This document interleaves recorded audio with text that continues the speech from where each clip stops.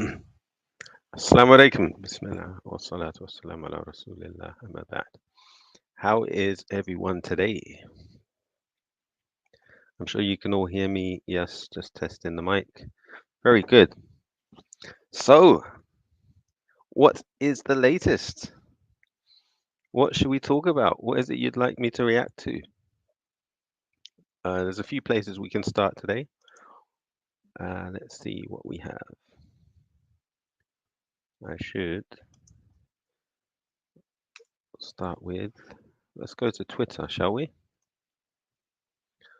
It's been an interesting week with what's going on in the UK and all these civil unrest, shall we call it. All right. So I'm going to share my Twitter window. Then we can get started.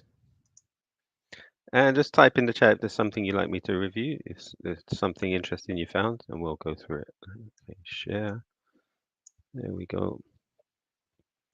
All right, so we've got first up on the list is Farid 0V. Okay. Many paid shills don't even try to hide it. They'll even include their allegiances in their usernames and bios. Yeah, another just random vague post. Something really that I really find annoying with people when they post vague comments. Just say what you're saying, right? Make it clear the point you're trying to make, who you're referring to.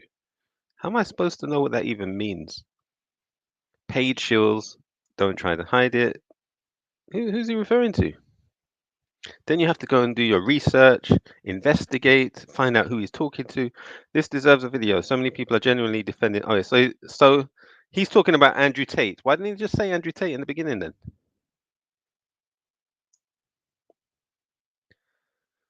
And yeah, we'll go through this Andrew Tate stuff in a few minutes, inshallah. Like, is it time? The question is it time to do takfir of Andrew Tate? What's stopping the takfir of the guy?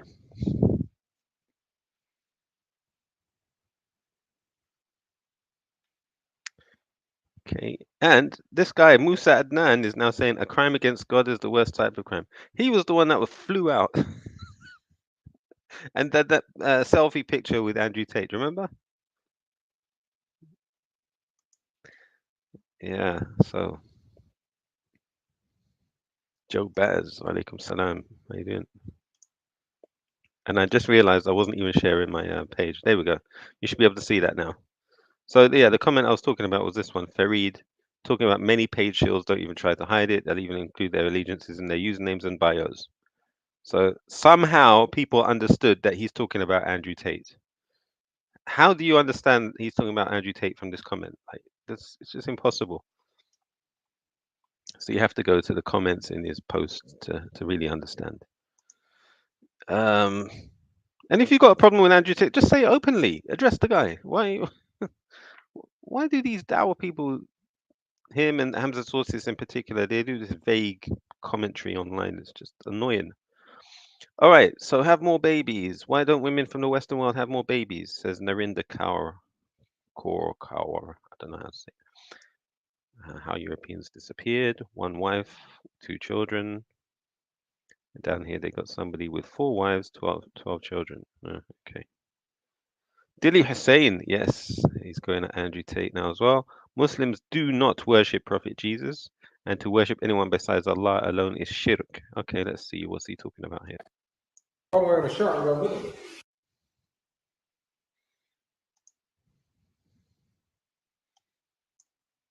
I'm wearing a shirt. I'm going with it.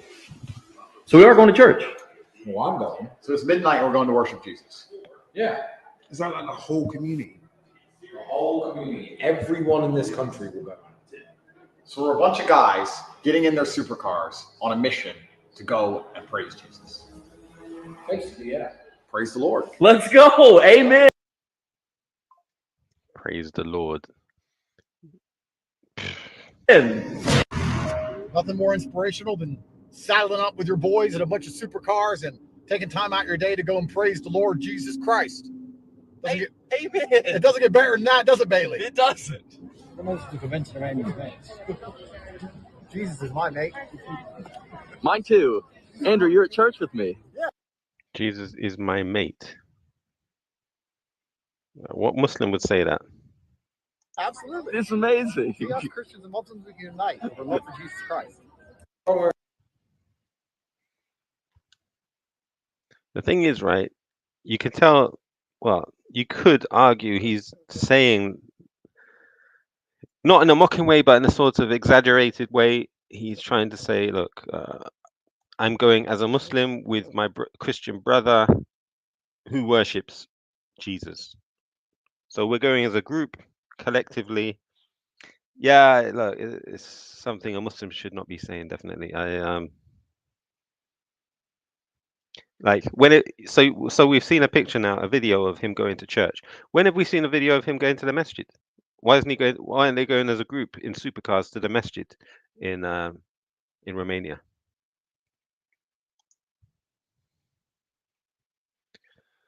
Be careful who you take up as your role model. We have the best of role models in the Messenger of Allah, sallallahu alaihi wasallam. So what do you think, people? Is he a kafir for saying what he said?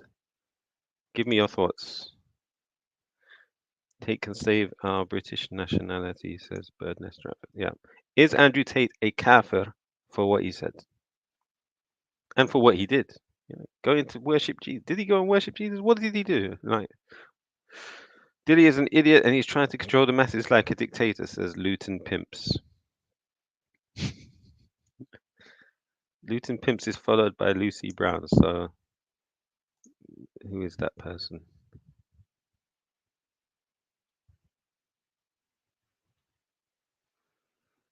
Post in some other language there. It looks kind of Danish.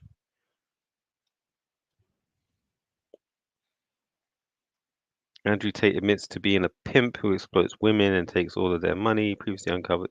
What's this about?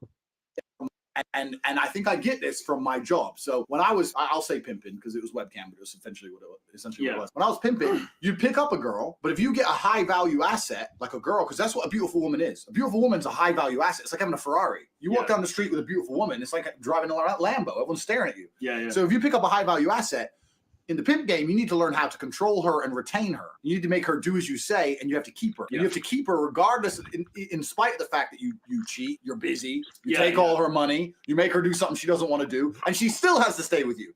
So to me, that's what the game was. And I think I get this from my... You said that's what the game was, meaning he doesn't do it anymore. I have to fuck her so she obeys me. I don't give a shit about having sex with beautiful women. I fuck them so they listen to me, so I can get what I actually want, which is not them. It's a means to an end. Every single Bond girl was exploited. That's exactly what I do. When I watch a Bond film and I see him basically pimp a bitch, to me that speaks to my heart. I've been there. I've done that. Anyone who's followed me long enough knows that I first made my $1 million with a webcam business. I have met beautiful women with a good personality and thought, she will make me money. I have to fuck this bitch. I don't want to have sex with her. I just need the money. I have to fuck her. So Ajib. Andrew Tate's old Twitter account is a masterclass in what not to write on the internet.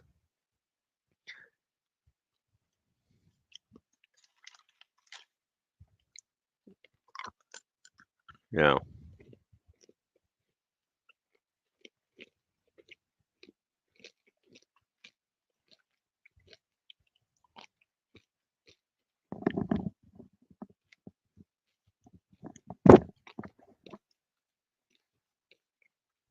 Anyhow, I feel a tech fear coming on soon, bro.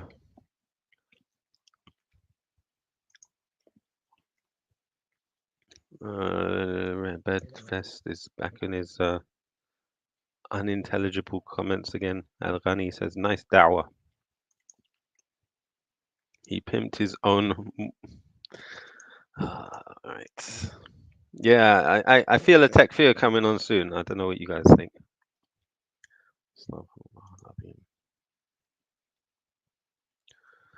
Okay.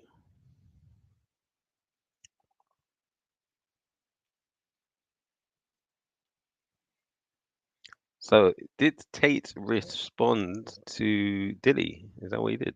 I don't know. Let's see what's going on here.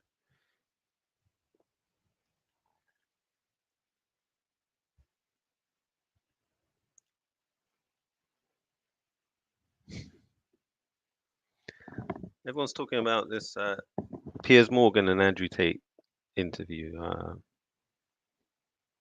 I might check it out in a moment.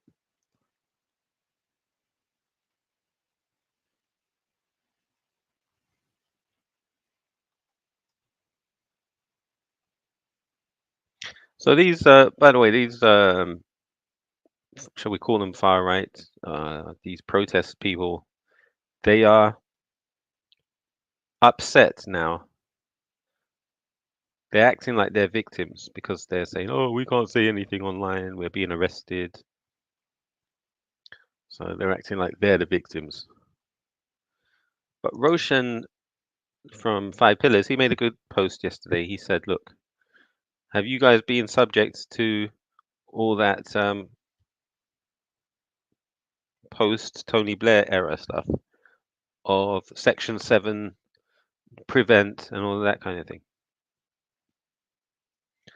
So here we have Dylan Dennis saying Britain has become a communist country. Tommy Robinson, the world is watching the downfall of our once great nation in real time. What? Where's the downfall? I don't. I don't see it. I think they're making a bigger thing than it actually is. It's nothing we haven't seen before in the UK.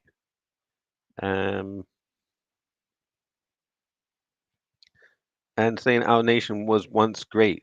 Our nation's always had issues. It's never been a utopia. When was Britain actually, perfect?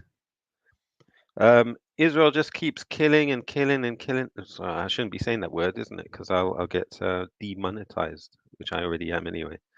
So they said Israel just keeps unaliving, unaliving, unaliving, unaliving. We just keep watching and watching and watching. Yeah, true. There is great sickness in all of this. Piers Morgan says the only people who think this need what? The only people who think this need an urgent. Okay, let me tell him. Piers,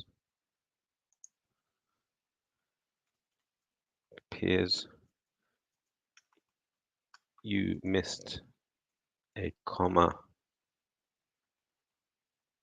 because he's very pedantic about grammar. Okay, the only people who think this need an urgent vaccine for stupidity. COVID was a scam. Elon Musk. In the past, I voted Democrat. Who cares about Elon Musk?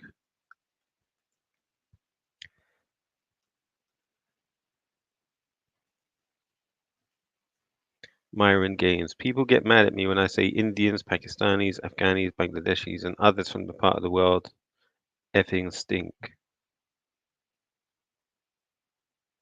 This is why. What is this? You know,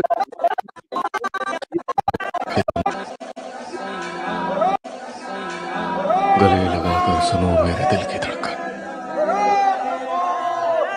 जहां हर रोज तुमसे मिलने की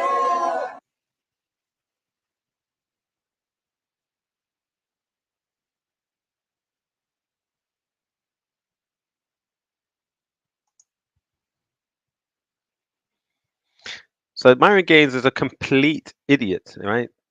Anyone who follows this guy is lost. Does this make any sense to you? The video that we're just looking at here that he shared is of an Indian in India, a Hindu mushrik in India. And he's saying people get mad at, oh, he does say Indians, sorry, my bad. But do Pakistanis do that? Do Afghanis do that? Bangladeshis? No, this is a Hindu ritual, the guy that you're watching. Why is he talking about his his Muslim brothers also in that respect? There you go. He's definitely alienated a big part of his following by saying that. Let's see the comments, by the way. He hasn't had much comments from 33 minutes ago. Them boys are probably celebrating after seeing that Myron post isn't about them.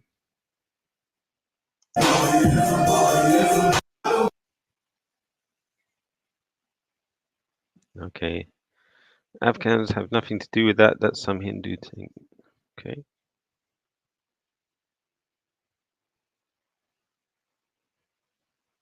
Oh my gosh.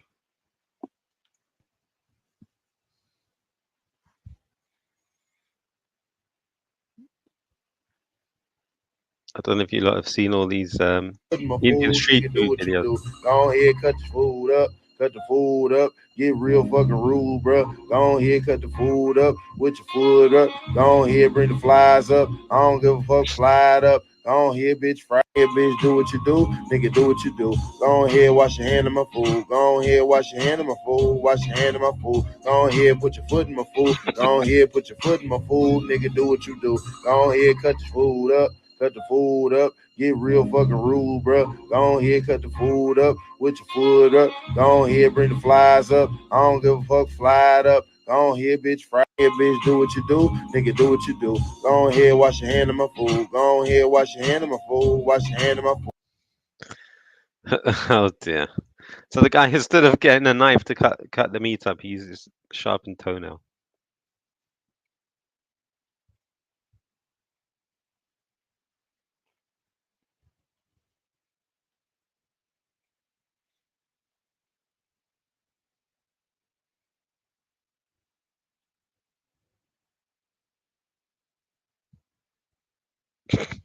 Look at this comment. Dude, you're one weird looking brother, fag, and your bro looks like a smelly black testicle. I don't think you're in any position to comment on others. You live in a satanic cesspit of a city. You could do with visiting India and seeing some real spiritual stuff. Okay. It's paganism. Only Hindus do such things, not Muslims of those countries. Machining represents creation. Okay.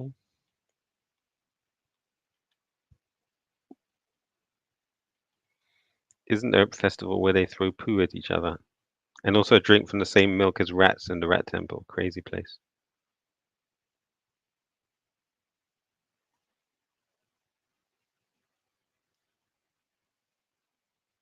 Yeah, that Myron's a confused dude, bro. Jada Franson, what is she posting? Yesterday, Labour councillor Ricky Jones was arrested on suspicion of encouraging murder, which carries up to a life sentence. Today, he's been charged with encouraging violent disorder, which carries a maximum sentence of 5 years. What message does this send about elected officials? Oh, yeah. Okay. If you ever wanted to see what losing your entire family to Israel's bombs looked like, this broke me, says Bushra Sheikh.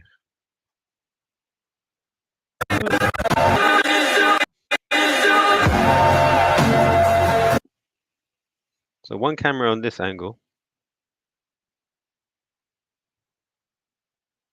another camera on the other side. Oh no, it's the same side, yeah. Okay. La hawla wa la quwwata illa billah. I don't know if I believe all of these videos though. To be honest, I do sense some kind of propaganda. What is Britain up to in the Middle East? Says Five Pillars. The UK has continues. What? The UK has continued to provide weapons and intelligence support for Israel's amid their relentless attacks on Gaza and remains on alert against possible retaliation from Iran and its allies following the assassination of Haniyeh. UK refocused its military presence in the Mediterranean. And why is the UK involved? Look, all these countries are involved in fighting that small piece of Gaza. They're all united, bro. One alliance. And still they can't defeat them. That is a madness. Oh, this guy is still alive, yeah? Okay. The man who ended up becoming First Minister of Scotland, Hamza Yusuf, is a very openly practicing Muslim. Hamza Yusuf. Yeah, this is what Islamophobes do. They always make sure they mispronounce anything that is Arabic sounding. And had himself photographed on his first day in office with a group of other Muslims doing the Islamic prayers in the First Minister's office, bending to Mecca. If Kate Forbes had become leader and promptly posted a photograph of her and some others. But don't forget, Muhammad Hijab made takfir of Hamza Yusuf. Was that an unjustified takfir, by the way, or is he actually a Muslim? Taking Holy Communion, I think it would have been an uproar. So why would that have been the case, but no uproar for Hamza Yusuf doing the Islamic prayers in the office? Because we want everybody to have religious freedom except ourselves. We want to praise every tradition apart from our own. And we want to promote every... No, the reality is you want every religion to be, what's the word, insulted, devalued, except for one. Every religion to be criticized except for one. Which one? Yeah, the blue and white one. Every belief system other than the one that got us here. That is madness. I think he's dyed his hair. I may be wrong, but how can he have no grey hair?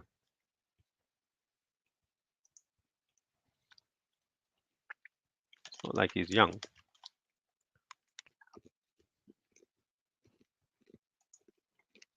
What's your take on Hamza talking to English Patriot?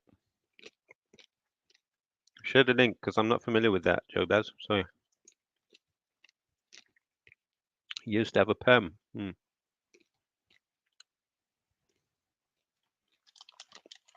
Based on Israeli intelligence, approximately 20 Hamas and Islamic Jihad militants, including senior commanders, were operating from the compound struck at the Al Tabeen school, using it to counter. Yeah, okay. So another school has been destroyed, eh?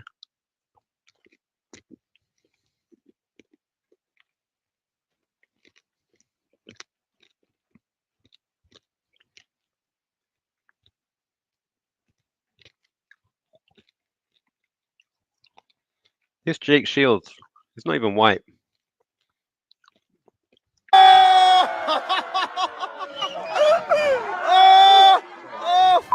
Hell shit!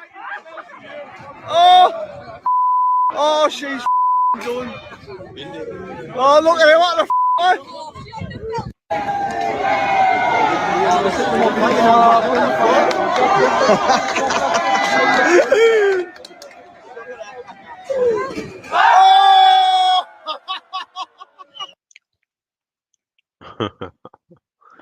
All right. So Jake Shields is complaining that she got sentenced to 29 months in jail for pushing. She didn't get sentenced 29 months in jail for pushing a trash can. I really doubt that. And so he's pushing this idea of two-tier policing as well now.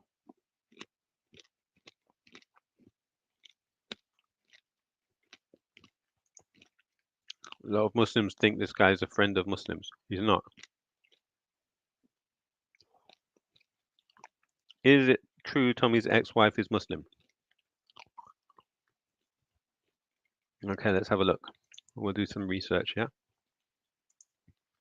I didn't know even know he was divorced. Tommy Robin Singh wife. Let's have a look.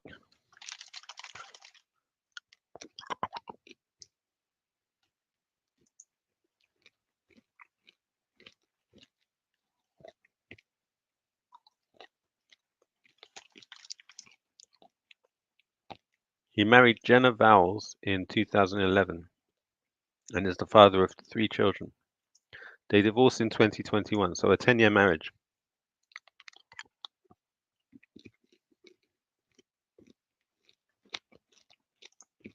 So let's look up Jenna Vowles. If you're not familiar with that name, there's a guy in Formula One called Vowles. I think he works for Williams now.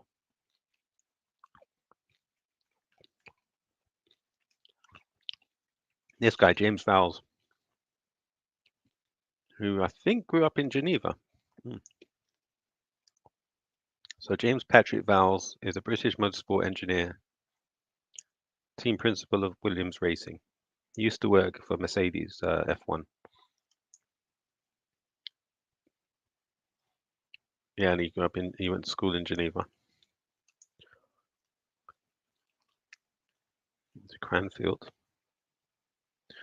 So let's see. I wonder if they're related, That's not a very common name from what I remember, Vowles. But her name was Jenna Vowles. Imagine having kids for Tommy Robinson, bro. That's so this is Jenna Vowles. It says here Tommy Robinson in 2005 assaults his partner and a police officer who came to intervene. In 2012, he was charged. What? Charged either mortgage fraud. Arrested at JFK for illegal entry with fake passport. Arrested for stalking Jen. Yeah, but it's not talking about her. Our women are not halal meat, he said. So let's see. Who is Jenna Vowles? This is her Instagram. Well, that's a Canadian. That's a Canadian woman. Who's this one? Stephen Vowles, the coke dealing brother-in-law of Tommy Robinson. Okay. Jenna, Stephen, and Fran. Now I know Tommy has links with Canada. Is she the Canadian Jenna Vowles, or is that a different woman? I just became a registered supporter. That was Stephen Vowles.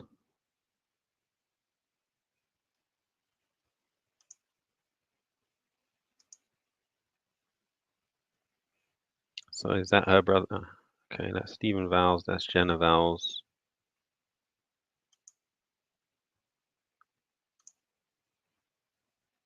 Also in the dock was Stephen Vowles, 26, of Bushmead, Luton, who admitted conspiring with others to obtain a mortgage by misrepresentation and transferring criminal property. He also admitted possessing 3.5 grams of cocaine with intent to supply and being concerned in the supply of Class A drugs. Lisa Moore, Bedfordshire. Rothschild, so one is called Rothschild, can you believe it? Of Toddington, Bedfordshire, admitted 4 charges of conspiring to commit fraud. And Tommy Robinson's got a cousin called Angie Darcy.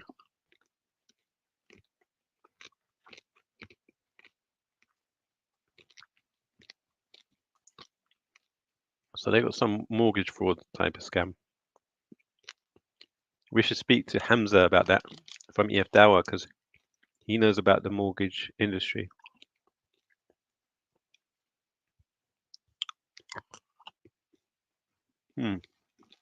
Still, Jenna Vowles. Let's do a bit more searching on that.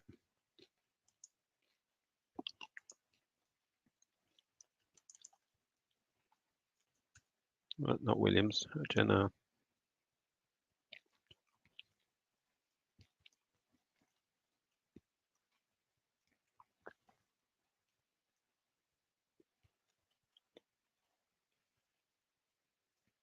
Department of National Defense. That can't be the same one, can it?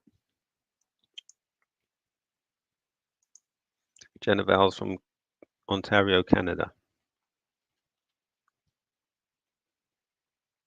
Department of National Defense. Is that the same one?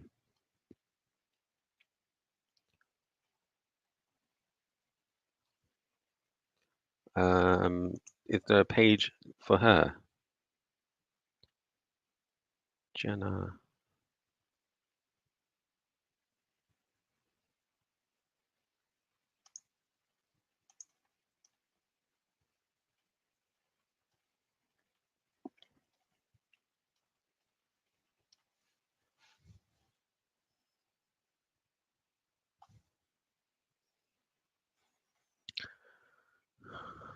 It doesn't say anything else about her.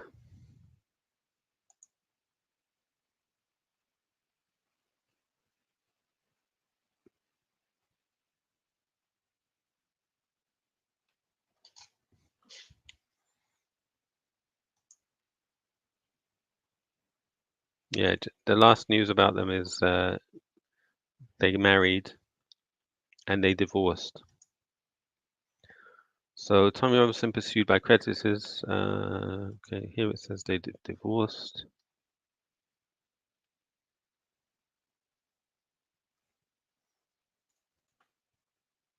No mention of her name. He and his wife Jenna Lennon divorced in February last year, just before he declared himself bankrupt. Okay, so her name's Jenny Lennon now. Jenna Lennon.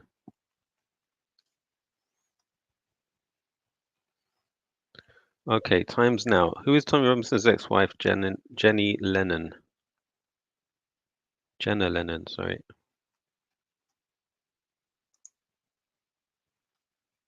Jenna Lennon from Bedfordshire. She had a business. She has a business called Square Foot Limited.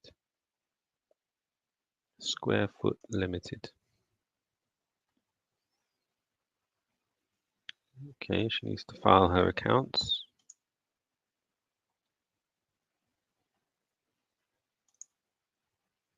Looks like it's been struck off. So this is Jenna Lennon. She was born in 1985.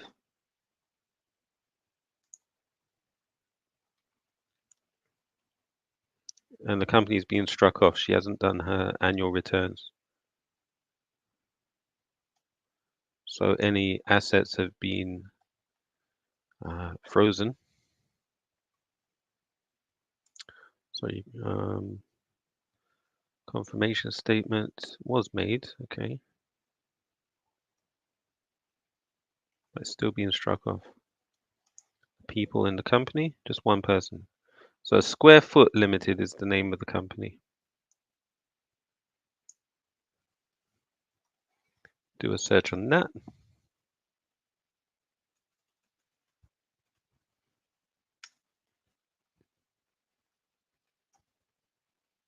They have an Instagram page.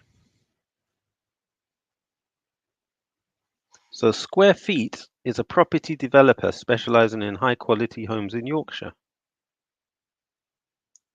Is that her business?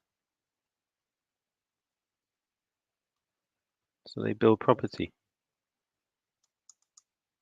3 posts, 100 followers, 20 following. Who is she following? Ah, you have to log in to see it. Okay, well, sorry. Does it let you go in as a guest? No. So that's their Instagram page. There's Square Feet Architects, which is probably a different company. Dun and Bradstreet.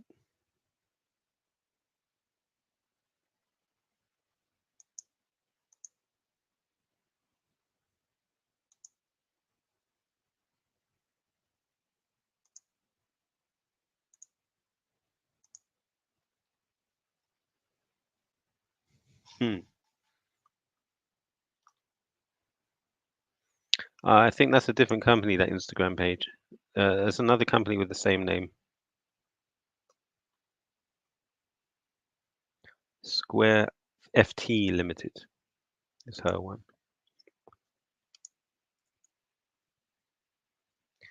Sorry, people, I neglected the chat there. Alaikum salam Izza. If you don't play the Raj Love Painting video, I cannot certify you. Why aren't you guys busy battling the beer belly far rights on the streets? Get we ready, we cruising.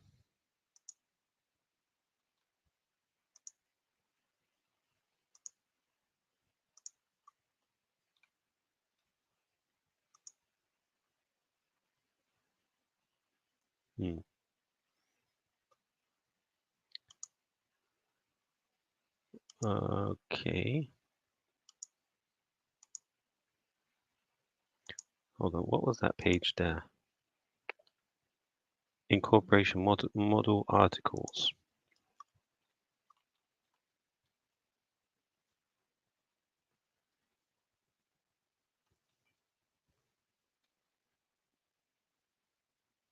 Jenna Lennon. So anyway, that's the name to look for, Jenna Lennon. Tommy Robinson is sacked by his British Muslim tax advisor.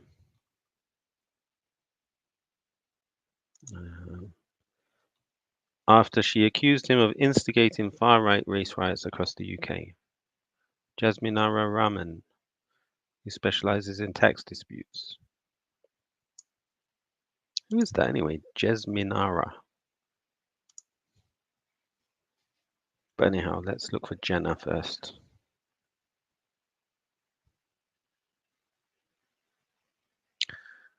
She told the Mail Online she was advising Robinson in relation to a tax matter concerning his ex-wife, Jenna Lennon.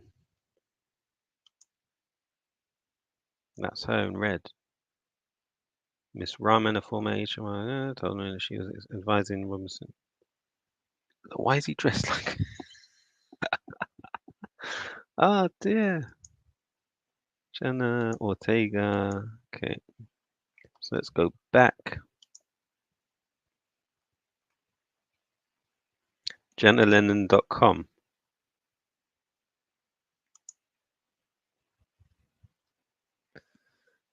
Yeah, that's not the same one.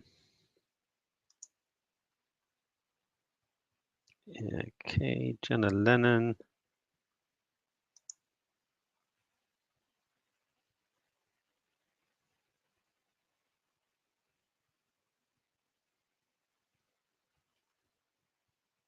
Okay, what's this here? State of Hate, 2024. Nick Lowell's new evidence has emerged. Oh, that's Carl Froch. Look at that. Oh, yeah.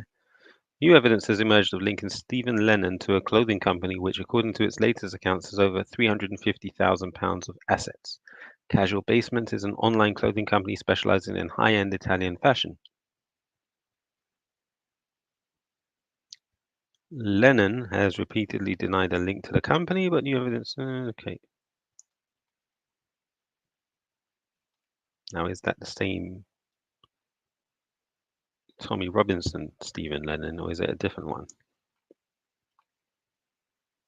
Let's do a search for Jenna. Even Jenna Lennon's father has boasted to friends about his son-in-law owning a clothing outlet which brought in. Okay. Yeah, it is the same Tommy. Okay. For the last 15 years, from the tanning salon, which was fronted by Jenna Lennon, to the plumbing business, which only had his father's name on company papers, and more recently his political and media interests, Lennon always remained in the shadows, quietly controlling things. In the business world, it's called a silent partner. So yeah, that's the same Jenna Lennon. And this website is called Hope Not Hate.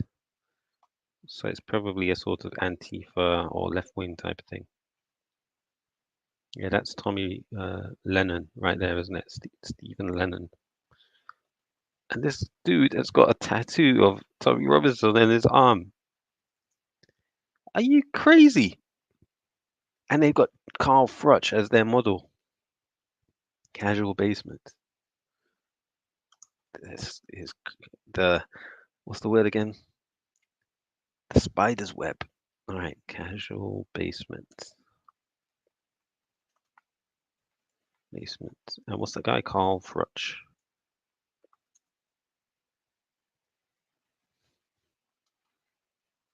Okay, let's remove Carl Froch. Casual Basement. So there's a website called Casual Basement for clothes. And they had Carl Froch as one of the models. Now it's just clothing without the models.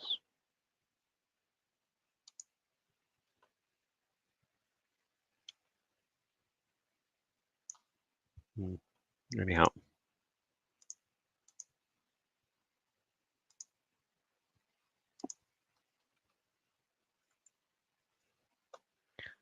Okay. Izza. Izza. Are you actually a brother? I think you're actually a man, right? Pretending or using a female account. All right, let's get back to. So that's it, really. Couldn't find much more about Jenna Lennon. Did she become a Muslim?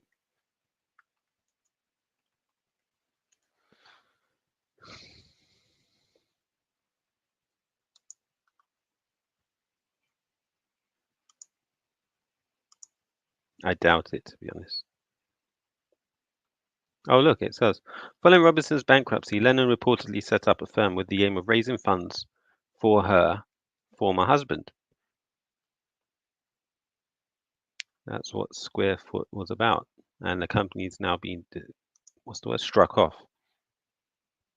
So they collected money, didn't post any accounts.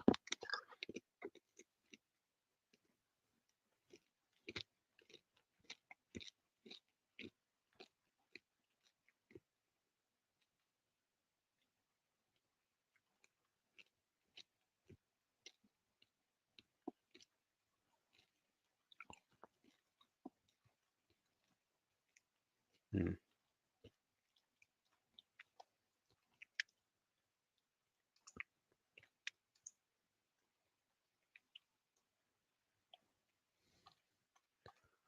Jenna Lennon, let's see, Muslim?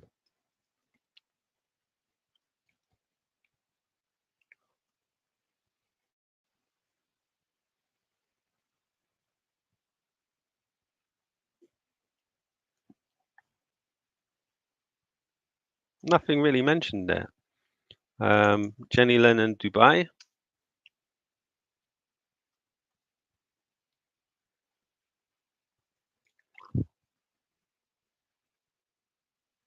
So I've not seen anything that proves the claim that she became Muslim and moved to Dubai. If you got a link or any information on that, please share it. What do you guys think about Andrew Tate being friends with Tommy? Correct my brother. I don't think he ever converted. We never even saw him take his Shahada. He wants to create his own religion.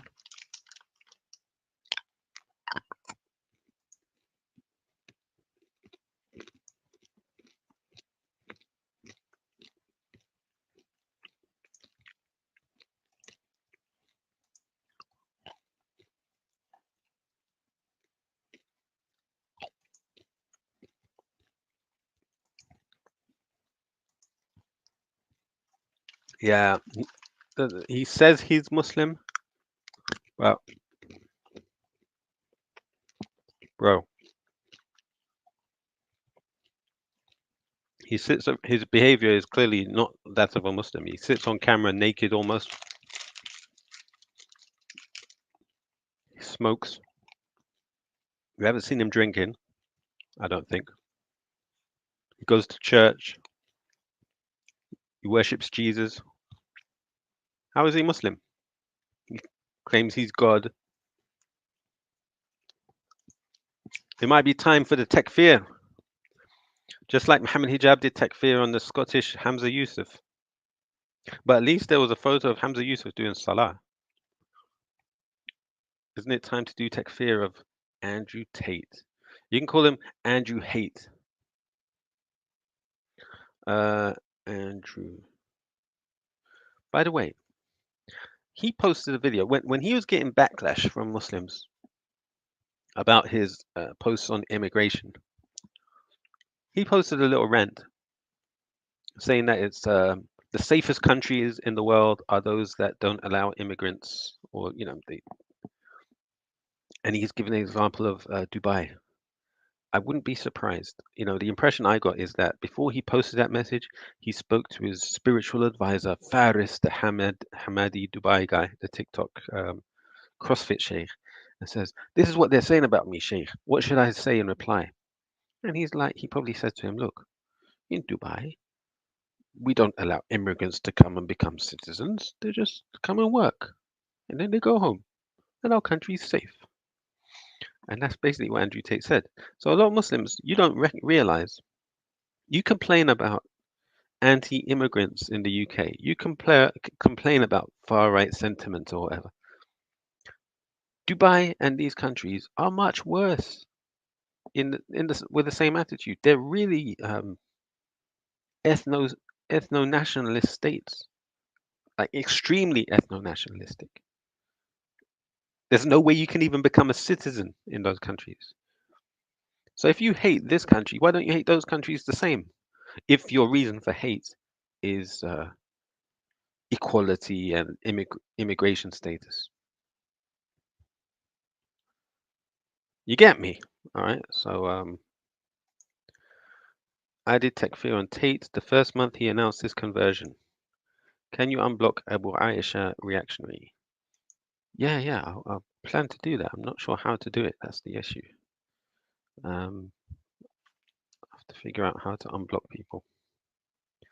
I'll take a look at how to do that. Found out he's friends with a Yahudi sorcerer. And Tommy Robin Singh. Muslims have always protected the indigenous population all over the earth. Tate's confused, it seems. Actually, do you make takfir of Andrew Tate? Yes and no. Because, all right, so my first reaction to him becoming Muslim, right? Okay, so he took his shahada, and he was warmly welcomed by the leader of the Muslims in the West, Muhammad Hijab, the spokesperson for Muslims in the West, right? Muhammad Hijab. He flew out to Dubai with his sidekick Musa Adnan, and they certified his shahada. Basically, they said, yeah, he's a true Muslim. Okay. But then we had that interview with the Nelk boys, right? Don't know if you remember it. Let's have a look. Andrew Tate Nelk. Yeah, it was in this podcast where he said something like, I'm a Christian, and when I'm in Dubai, I'm a Muslim.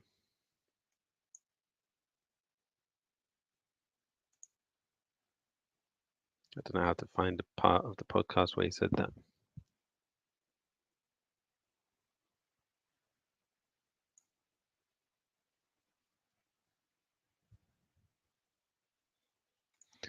Yeah, I'd have to go through the whole video to find that bit. But yeah, in this video, he said, hold on, if I can, did somebody cut it up? So Andrew Tate Nelk, Christian. Let's see if there's anything there.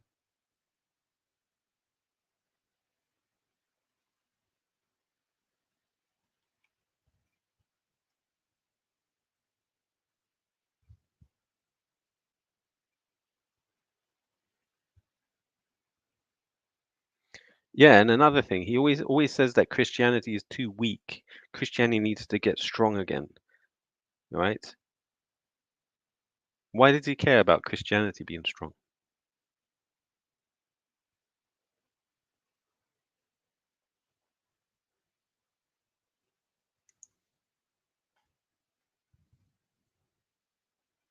It's like he's saying he converted to Islam to make Christianity strong. How is that even? Yeah, so based on that, to me, it was clear kufr. And I'm like, you Muslims, aren't you going to do takfir this? You dawah people. But then he came out saying, no, he is a Muslim. He doubled down on his Islam sort of thing. So look, as a Muslim, I have enormous respect for Christians, and I state this from a position of kindness. The universe has ensured the weak were conquered. Isn't that kufr as well? It's not the universe, it's Allah. The universe. That's some kufr state. It's like saying Mother Nature gave justice to the world. No, it's Allah.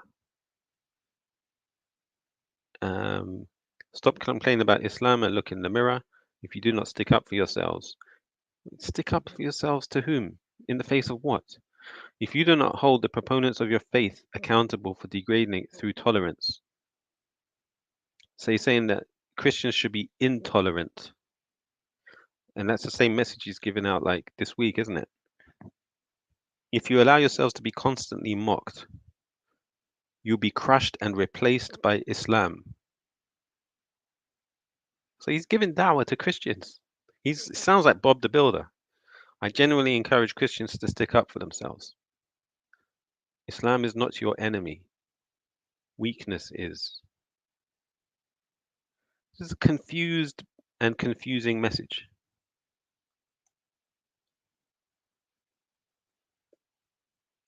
Let's see. Announcements that he had become a Muslim, he said this about the kind of religion he could respect. Let's have a look. If I had to bet on one religion as if I were betting on the stock market for the future, you have to bet on Islam. Because Muslims are intolerant. I'm not saying that disrespectfully, because if you're tolerant of everything, then you stand for nothing. So he has always loved the fact that Islam is intolerant and will stand up for itself. Now, of course, you know, every religion and every philosophy kind of stands up for itself intellectually. What kind of standing up for itself does Andrew Tate admire about Islam? Not just its intellectual robustness. In fact, he said this. I can walk through London with a t-shirt saying Jesus is gay and nothing will happen to me. If I did the same thing with the Islamic prophet, I'd be dead before I got to the end of the street. Boom. There are reasons why Andrew Tate is attracted to this religion, because he is attracted to power, and he has told us he is attracted to power. That's what the tweet that we began with is all about.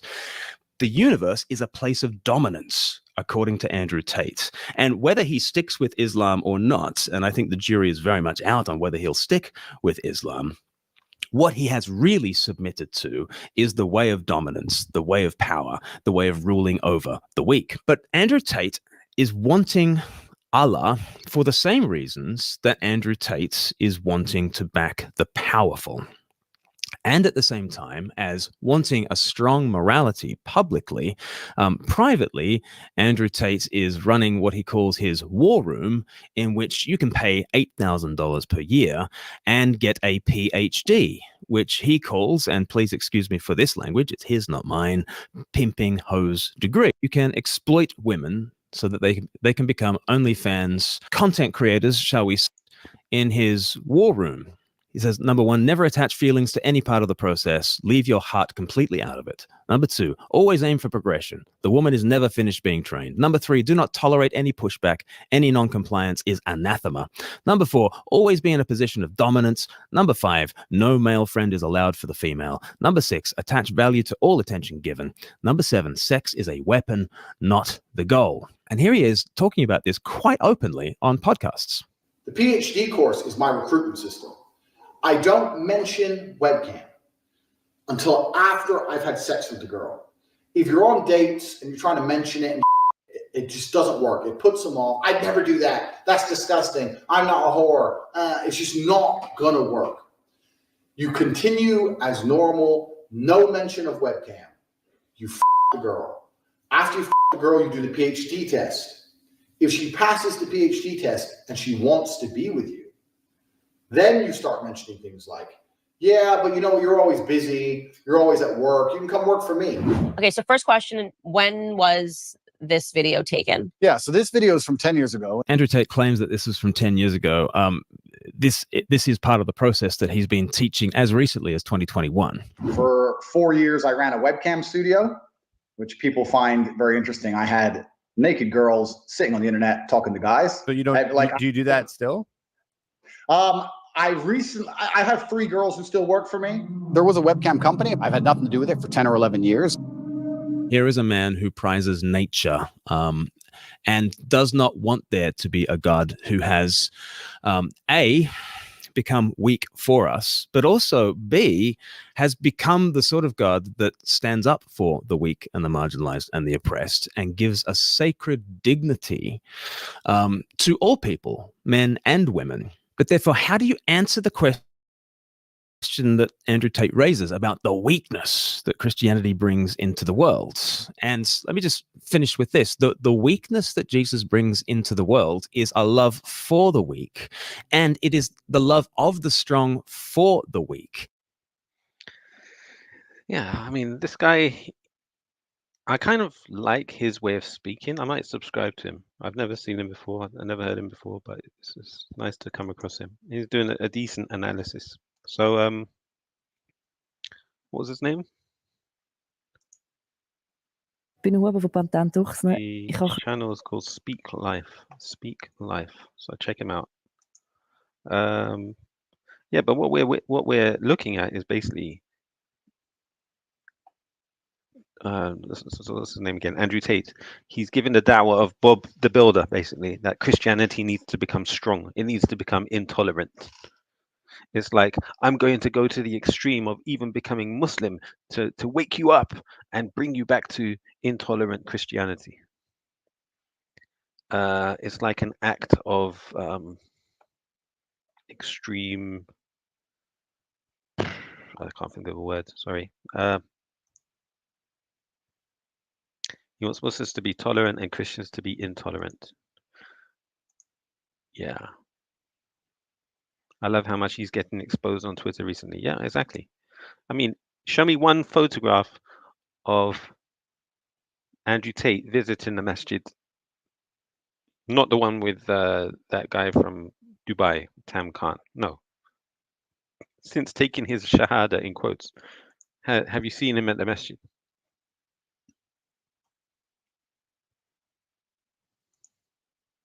He and his brother want the times of the Crusaders to come back. Yeah.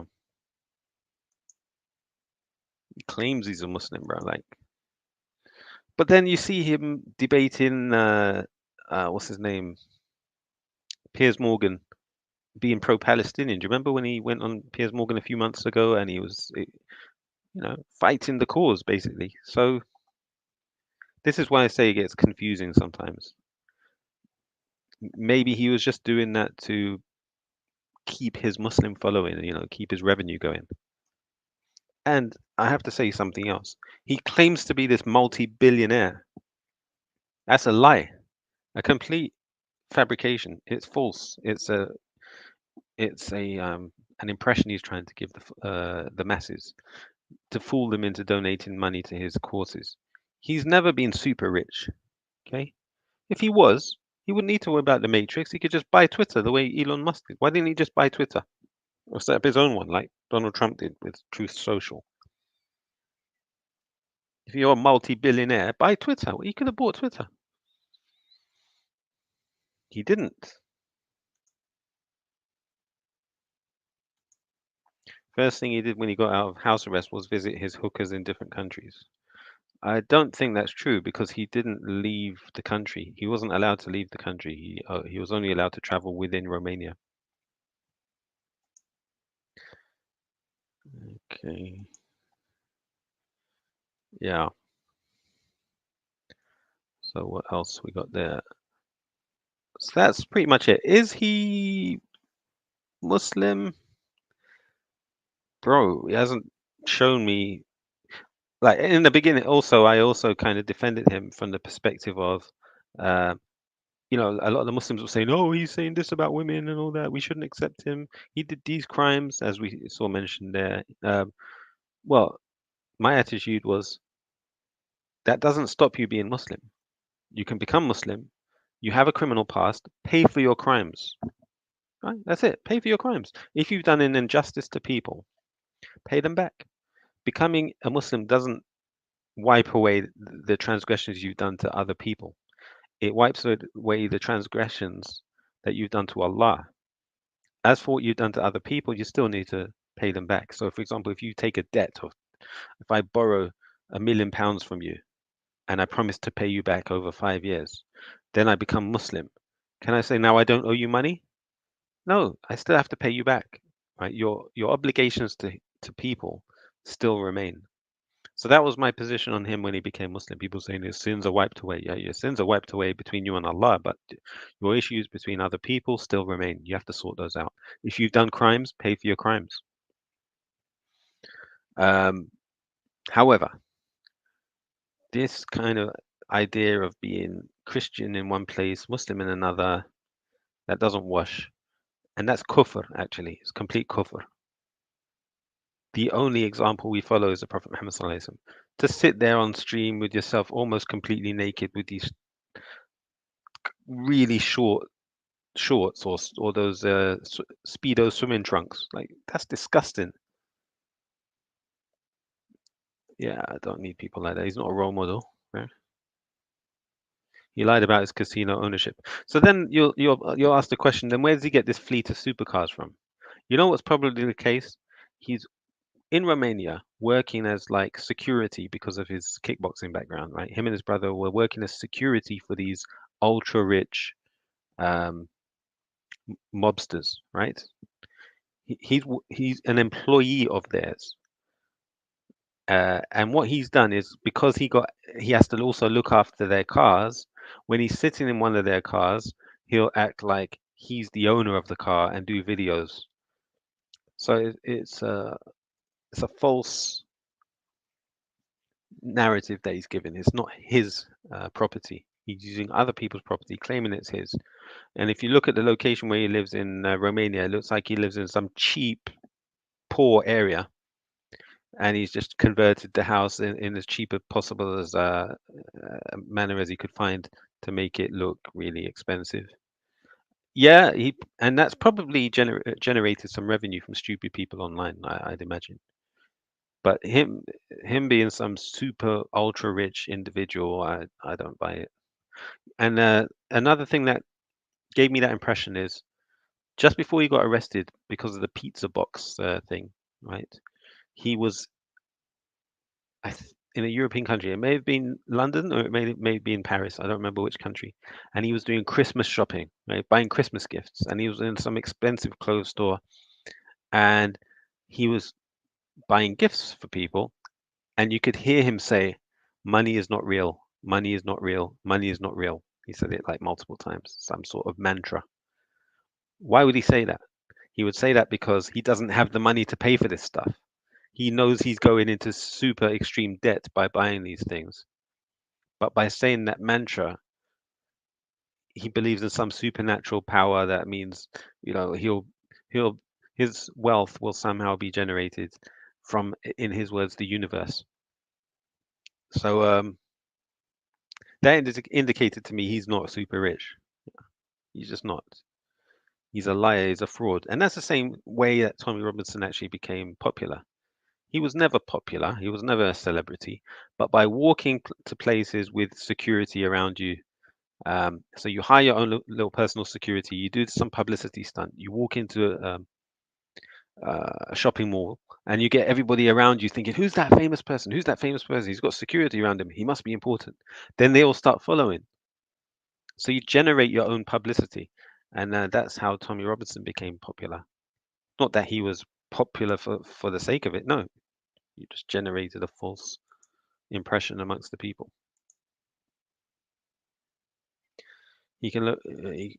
No, he was allowed to travel freely. Oh yeah, I think you're right. He was allowed to travel within the EU, yes, but then the Romanian Dicot appealed, and they reinstated the Romanian borders for him, so he can't leave anymore. Yeah. Did you see the video of Nigel Farage throwing him under the bus? Tate nearly cried. Yes, you know what's funny, right? That term that you just used, throwing him under the bus. So what happened was Nigel Farage posted that video. I saw it instantly. I went to Tommy's account and I wrote a message. I say, your boy has just thrown you under the bus. Ha ha ha. Then Tommy done a post saying, oh, Nigel's throwing me under the bus. A bunch of other people that followed Tommy wrote the exact same thing. He's throwing him under the bus. Everybody started using that term, thrown under the bus. And it was me who started it, yeah? So big up. Alhamdulillah. All right. He can fight reasonably. He's not kickboxing champion either. I don't know if he is. That's funny, right? Do you know the amount of people I've met in life who claim to have been a world kickboxing champion? Everybody's become logic. I don't know if there's actually a way of verifying. Okay. And that's not what I just said about the throwing under the bus. That's not me being delusional. That actually happened, right? That was me who started that. But the amount of people who've said it, wow. Yeah, Jake is a decent one. He actually did a video addressing. Riomare Thunfisch in Olivenöl ist so zart, kannst du mit einem Grissino teilen oder mit Stäbli und Pasta. Oh, what language this is? Hold on.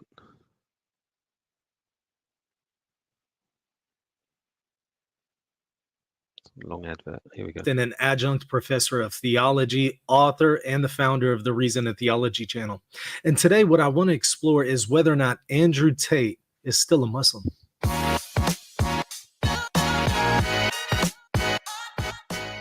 Well, even people who don't know very much about Islam know that Muslims do not believe that Jesus is the Son of God, nor do they worship him.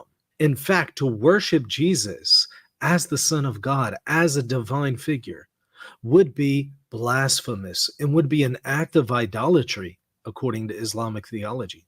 So because of that, we would not expect Andrew Tate, who claims to be a Muslim, to worship Jesus, right? Well, you might be surprised. Take a look at this clip from just a month ago. Everyone from every town in every village from here to Vladivostok in Russia, the Orthodox Christian part of the world, Armenia, Georgia, Romania included, all goes to their local church and lights candles from a flame brought from Jerusalem. That's actually extremely cool. It is very cool. Because in the West, we have nothing that can unify people and get them out of their houses besides gay pride parades. Yeah, gay pride parades are all that unifies people and gets them out of their house. All the straight people go out and dance in front of gay men and twerk. Whereas here, Jesus gets us out. Amen. If I'm wearing a shirt, I'm going with him. So we are going to church. Well, I'm going. So it's midnight, we're going to worship Jesus. So it's midnight, and we're going to worship Jesus. Yeah. Is that like the whole community? The whole community. Everyone in this country will go. So we're a bunch of guys getting in their supercars on a mission to go and praise Jesus. Basically, yeah. Praise the Lord. Let's go. Amen. Nothing more inspirational than saddling up with your boys in a bunch of supercars and taking time out your day to go and praise the Lord Jesus Christ. Praise the Lord Jesus Christ. Jesus is my mate. Mine too. Andrew, you're at church with me. Yeah, absolutely. It's amazing. See, us Christians and Muslims, we can unite over love for Jesus Christ. For those that don't know, it's Easter Sunday, and we're at church. Okay, so a couple things here. Number one, when it comes to the New Testament, when Jesus is called the Lord, that is a reference to his divinity. So this is completely incompatible with Islam that says Jesus is not divine. This is one of the reasons why I would say that the Jesus of the Quran is not the Jesus of the New Testament, because the Jesus of the New Testament actually claims to be divine when he says, "Before Abraham was born, I am," invoking God's own, not divine. But this is something that the Quran explicitly condemns. Take a look at this passage. The Jews say Ezra is the son of Allah. By the way, no Jew has ever said that.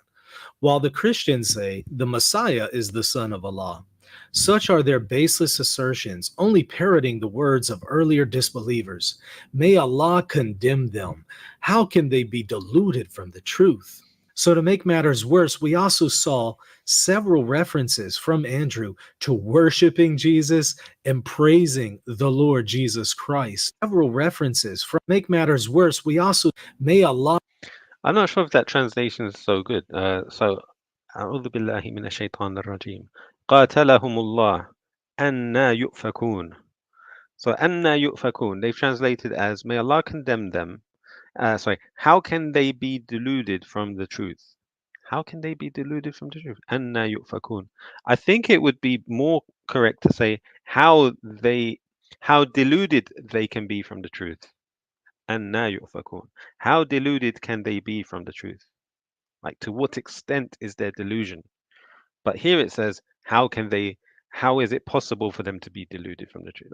To me, the better translation would be how deluded they are from the truth. Or how great is their delusion from the truth? Yeah. But anyway, here you got a Christian doing takfir of Andrew Tate. Bro, this is mad. I think it's time. It's time for takfir of Andrew Tate. Tate fear. We have to do Tate fear. Bro, this guy is all right, let's just see one more thing, because apparently gosh, all this Italian stuff. I think it's Italian. It's 2 days ago, right? 3 million views in 2 days. Let's see what we got. Okay.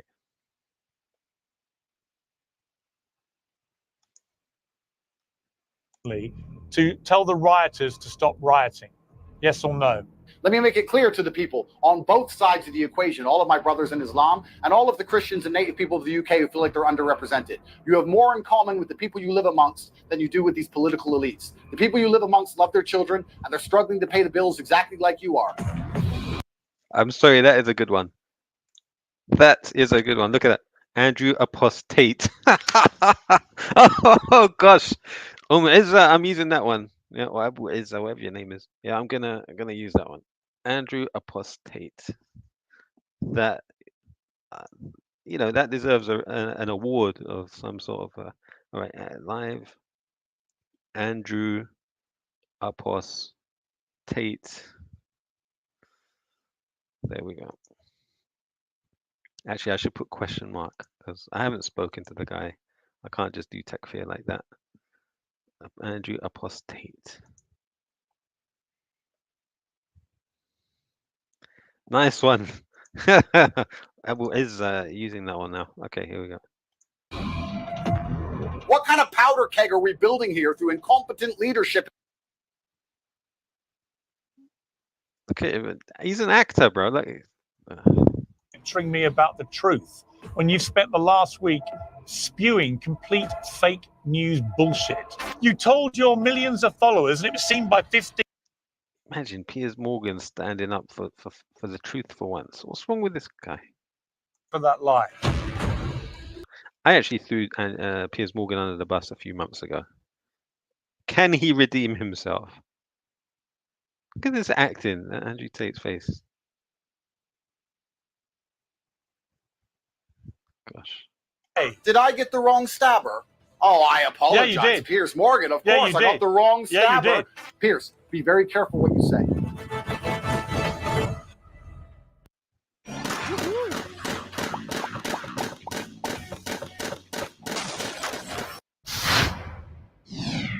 On July 29th, a 17-year-old boy murdered 3 girls and injured 8 more children in a horrific mass stabbing at a Taylor Swift-themed dance class in Merseyside. The alleged killer was born in Wales to Rwandan parents, but police did not initially confirm his identity because he's aged under 18. Disinformation filled the vacuum instead. Right-wing influencers spread a battery of false claims online, including that the killer was a devout Muslim and a Syrian refugee. Riots and looting have since spread to at least 16 towns and cities across the UK. Far-right thugs have sieged mosques and hotels housing asylum seekers. Groups of armed Muslim men have attacked people in the street. These appalling scenes have become a stain on Britain's global reputation. Elon Musk has commented that civil war is inevitable in the UK. Many US conservatives are amplifying the unrest as apparent evidence of failed multiculturalism. One of the influencers accused of fanning the flames is Andrew Tate, a recently converted Muslim man whose inaccurate claims in the days after the mass stabbing have been viewed tens of millions of times. And he joins me now. Andrew have been mewed tens of millions of times. Now, look at that. That's a good picture. Look at his face. Anyhow, let's continue. Andrew Tate, welcome back to Uncensored. It's been a while. It has. And obviously you've, as in fact I'm about to talk to you, Nigel Farage, who is now a member of Parliament in Nigel Farage is busy in his garage. Okay. The UK, and who's been saying some very inflammatory things in the last week or so about these riots, has blamed you, named you in a radio interview as for the person who spread the disinformation, which he then believed. I want to start by playing a clip of a video you posted to Instagram, I think it was, on the 29th of July, that you posted to various social media platforms, in which was your response to what had happened. So an undocumented migrant decided to go into a Taylor Swift dance class today. Yeah, an undocumented migrant. The guy was Welsh, and he had worked for the BBC on their Doctor Who set. Tate knew the Muslim audience is easy to exploit. It was always to market himself. Yeah, it increases his revenue stream, doesn't it? He looks like he hasn't slept from all the online bullying. He actually never spoke about why he became Muslim in terms of what about Islam appeals to him. He just spoke about Islam's utility. Yeah, and it was like he was saying that Christianity needs to be strong. That's why I'm converting to Islam, to make Christianity strong. Right? How does that make any sense? But gullible Muslims fell for it, as always. Yeah. They had stabbed 6 little girls. Sorry, somebody arrived in the UK on a boat. Nobody knew who he was. Nobody knows where he's from. The media is, of course, hiding the fact that this is a 17-year-old male. They don't want to highlight how ridiculous it is that they allow military-aged males, combatants. Military-aged males. Where's that term come from? Military-aged males. You know, this is language used by the IDF and Israel. So when they slaughter men, okay, when they slaughter teenagers, they justify it by saying these were military-aged men. The word, put the word military. Otherwise, if you just say 17-year-old men, there's some, you know, dubiousness. Is it a man or a child still, a teenager? But to say this a military-aged men, it automatically puts them in some context of violence. In other words, it's justified to kill them or make them an enemy. You should fear them, military-aged men. To flood our shores. I don't see any protests in the UK. I don't see anybody complaining. Nobody's outside of the school. Nobody's outside the police station. The soul of the Western man is so broken that when the invaders... Yeah, again, he's always complaining that the West and Christianity is weak. He wants it to be strong. The invaders... Slaughter your daughters. You slaughter your daughters. Absolutely fucking nothing. Now that video has been viewed 15.1 million times. What was he advocating? What are people supposed to do? So in the case of a 17-year-old committing that crime, what is he advocating that the population should do? You do absolutely nothing. He's saying you should do something. What is the something that should be done? X limited the post's visibility because it's... By the way, Andrew Tate's an immigrant as well, or he's some sort of concoction of an immigrant. He's not white. He's not ethnically English. He's lost. He's mentally lost. Rules on hateful conduct. But the bottom line, Andrew, is that almost everything you said in that video was completely untrue, and yet it was apparently seized upon online, spread wide and far, and made people believe what you were saying. So my question for you off the top here is, why did you race to spread such woeful disinformation, given the massive following you have, and encourage people to take action against a caricature and description of who had perpetrated this, which was simply untrue? Well, firstly, I'll start by saying I didn't know Nigel Farage said those things about me, which is a shame because I'm actually a fan of him. I think he's trying to do the right thing. I also understand in his political sphere, sometimes he has to hang other people out. I'm a fan of Nigel Farage. Why would you be a fan of Nigel Farage? All right, I'll be honest. I used to be a fan of Nigel Farage when he was in the EU and he was standing up against Tony Blair, right? And speaking against the EU. I was a fan of him back then. I confess. On what basis, for the last 5 to 10 years, would you be justified in being a fan of Nigel Farage? He says he's been a fan of Nigel Farage, and Piers Morgan is pointing out that you've been thrown under the bus. You and your friend Tommy have been thrown under the bus by Nigel Farage. Out to dry to save himself because he's getting heat also. Secondly, I'll argue with you about the fact that everything I said was untrue. I think the only thing I said that was... But it shows that they're part of a little clique, right? So they work together. And he's disappointed that he's been thrown under the bus by Nigel Farage. So we're learning a lot from this little conversation. Untrue is that perhaps he was undocumented. It was a 17-year-old male. It was a migrant. He did kill little girls. And that's not true, though. 17-year-old. He was not a migrant. That everything I said was untrue. I think the only thing I said that was untrue is that perhaps he was undocumented. It was a 17-year-old male. It was a migrant. He did kill little girls. And advocating for people to stand outside and make it clear that they're unhappy with what happened is not a dangerous ideology. We live in a democracy where we have the right to protest and the right to make it. and also the claim of him doing what he did to these girls. I don't know if it's been proven beyond reasonable doubt. Yeah, again, he has to go to court. We don't know what's true. Is it a hoax? Is it a false flag? We have no idea. We have no idea. Clear when our voices are not heard. I recently protested against the Olympic ceremony outside the French embassy. I'm not sure if you saw it, complaining about how they depicted Jesus Christ, because I was unhappy with what I saw. And I think that when people feel like... So he complains about the French depicting Jesus. So again, he seems to be promoting Christians to be intolerant, to not put up with being mistreated. Like they have a voice, they're not likely to get violent. And the problem we have now is that people do not have a voice, which is why we're seeing rioting, which is why we're seeing looting, because people do not feel like there's a political solution any longer. And what I was trying to do is encourage people to stand up and make their voice heard in a peaceful way to avoid violence. Because when people feel like they're not heard, violence is always the end result. Yeah, but you've actually had the complete opposite effect, and you know the massive following that you have and the influence that you can wield. And by spreading, I mean, again, you've repeated the fact this kid who has obviously now been charged with very serious crimes, including killing these 3 girls, was a migrant. He wasn't a migrant; he was born in Wales. His parents were legal immigrants from Rwanda. So he's not a migrant. He's somebody born in Wales, born in the United Kingdom. Well, first things first, it's unfair for you to say that I've had an opposite effect. What I did was point out the facts of the situation that a 17-year-old male killed little girls. If I point out the facts of the situation that the sky is blue, and then people go and decide to riot because I've said those things, does not mean those things are not true. That's the first thing. Secondly, here's where we have the dichotomy of the UK, and I actually think this conversation is going to be one of the most important and potent conversations of... So meta speech, yeah, not addressing the point. I think this is important. It's a potent conversation. You don't need to say any of that. Make your point. Modern times, especially as this issue is not going to be solved anytime soon, peers. The problem we have now in the UK is that we have a certain subsect of the population who believe because he was born in Cardiff, he is a Welsh man. And we have Yeah, so he's born in Cardiff, he's a Welshman. Now what? another subsect of the population who believe that even if he was born in Cardiff, he is not Welsh. I'm currently in Romania. I'm an American and British citizen. The woman who I have a child with is Italian. The child was born in Romania. The Romanians do not consider that child Romanian, not by their view of the world. If I had a child in China, they would not consider that kid Chinese. They would look at the face. The child is an EU citizen, right? And Romania is in the EU, so it's a European child. Shape of the child and say that's not a Chinese child. If I had a black child in Russia... Yeah, so he's basing ethnic identity now on historic ethnicity. He's not recognizing the fact that ethnicities change with the movement of people over time. In the past, it used to take hundreds of years. There would be wars, there would be repopulation. Nowadays, there's what do you call it? Civilian airliners that people can travel from one country to another.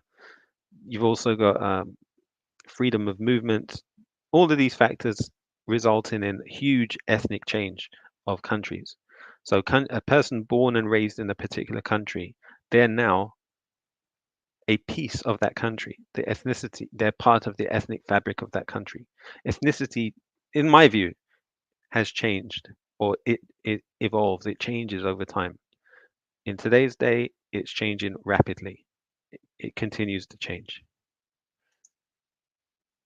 But people, when they talk about ethnats, however, they want to preserve a particular ethnicity as it was at a point in time in the past. And they're saying nothing after this point is part of our ethnicity. Tate is making the ethnat argument. Yeah. They would not consider that child Russian. In the West, the normal argument you hear is if a mouse is born in a stable, no matter what, the mouse will never be a horse. This is the typical ethnat argument. Such a dumb argument. In the democracies, we do. But we have a problem because you now have two. You have a dichotomy of ideas. You have two. Al-Bahith, jump on, bro. It'll be good to hear your intelligent point of view. There's the link. If you could jump on, it would be great, inshallah. Well, anybody else, if you want to jump on, if you've got an opinion, jump on. All right, here we go. Two different camps. And the camp that believe that this person perhaps isn't even Welsh in the first place are also the camp which are being suppressed and not allowed to speak and are being smeared and labeled as far right for having genuine concerns. And that is why things are getting exasperated and out of control. What we need is conversation. What we need is dialect. You cannot have a multicultural democracy. Dialect or dialogue? You want dialogue, not dialect. And ignore the concerns of one particular subsect of that culture, especially when it's the native culture, and expect everything to be fine forever. There's a lot of people who have a point of view. They didn't feel like they had a political solution anymore. And this is what's happening. The reason this dichotomy... I do agree with one thing, though, and that is the ethnodiversity that's occurred, not just in the UK, but probably in many other countries too, is too much and too fast. It's beyond what people like. You'll go on holiday, you'll come back to your country, and you won't recognize it. It's to that extent. Well, not to the complete extent. Like I remember leaving the UK, going to live somewhere else, and coming back after a couple of years, and I couldn't recognize it. It was just completely different, completely overcrowded, all new people in the neighborhood. Just the scale and pace of change is too much, and people aren't used to that. So from that perspective, I can understand people being concerned about immigration, without a doubt. So uncontrolled immigration is it. The people who benefit from it are who? The corporate elites, if you want to call them that. They're the ones who benefit, and they end up employing people through agencies who are on zero contracts, or they get paid cash in hand. So they're the ones who benefit. So let's see who's person one. Go ahead. Assalamu Alaikum salam. Hey, how you doing, brother? Alhamdulillah, not too bad. Long time. Yeah, long time, bro. You good? Yeah, how are you? Alhamdulillah. I'm good, thanks. Still Muslim, bro? Yes, yes. Oh, that's good to hear. That's good to hear. Alhamdulillah. Yeah. So, what do you think of Mr. Andrew Apos Tate? Is he still a Muslim to you? Was he ever a Muslim to you? I don't think he ever was. I mean, going back to when he first became Muslim, supposedly, I felt like he was exploiting people, because there is this sort of phenomenon where a famous person, somewhat famous person, becomes a Muslim, and the masses of Muslims just flock to that person. He saw that, and he just followed the same model, and he must have made a lot of money from it with his sort of crypto scams and stuff. But I think I knew already that he was close to Tommy Robinson. They're both from Luton. They were friends before. But a lot of people just dismissed me when I said that. And now his true sort of identity or his true position is being revealed. I don't think he ever was Muslim. I cannot really argue with that, to be honest. The only redeeming point I could maybe mention is that he was asked about his friendship. If maybe a couple of months ago, he was asked about his relationship with Tommy Robinson, and he said, I grew up in Luton. I knew the guy. We had the same connections. Like people I knew, he knew the same people that I knew. Like at the kickboxing gym that he went to, they had the same common connections. And he said that I don't agree with his point of view on Islam, and I hope I get the opportunity to sit and talk with him. I hope I can convince him to understand that Islam is good. That was the thing that kind of stopped me from, what's the word, going down this line of takfir of him. It kind of gave me the impression he might be genuine. But this whole, yeah, go on. I think, but the thing is, whenever he spoke about Islam, he always spoke about it with regards to Christianity and how it had a greater utility than Christianity. He never actually spoke about the creed, like the religion in and of itself, and what drew him to the religion. Like, imagine talking about why you like a car, and you start talking about, oh yeah, it has like a lovely indicator, and it has a nice I don't know, steering wheel, but you never actually talk about the car itself, like what makes the car, like the engine. He never spoke about the creed or anything significant. And I actually blame Muslims, because a lot of Muslims are very, very gullible. Even those who, present themselves as academics are very gullible, or the opportunists. So yeah, I blame the Muslims more than I blame Andrew Tate. Their initial objection to him was about his stance towards women. So if you remember, most of the Muslim Dawah people, they were very, women are equal.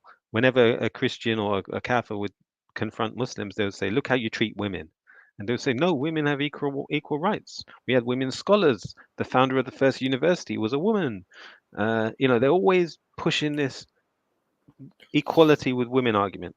But when Andrew Tate came along, at first they disliked him for the same reason. And I'm going to specifically mention Hamza Sources, right? He would always post stuff against Andrew Tate, but without mentioning his name. He used that technique. Was of it being Madison? vague. What was that?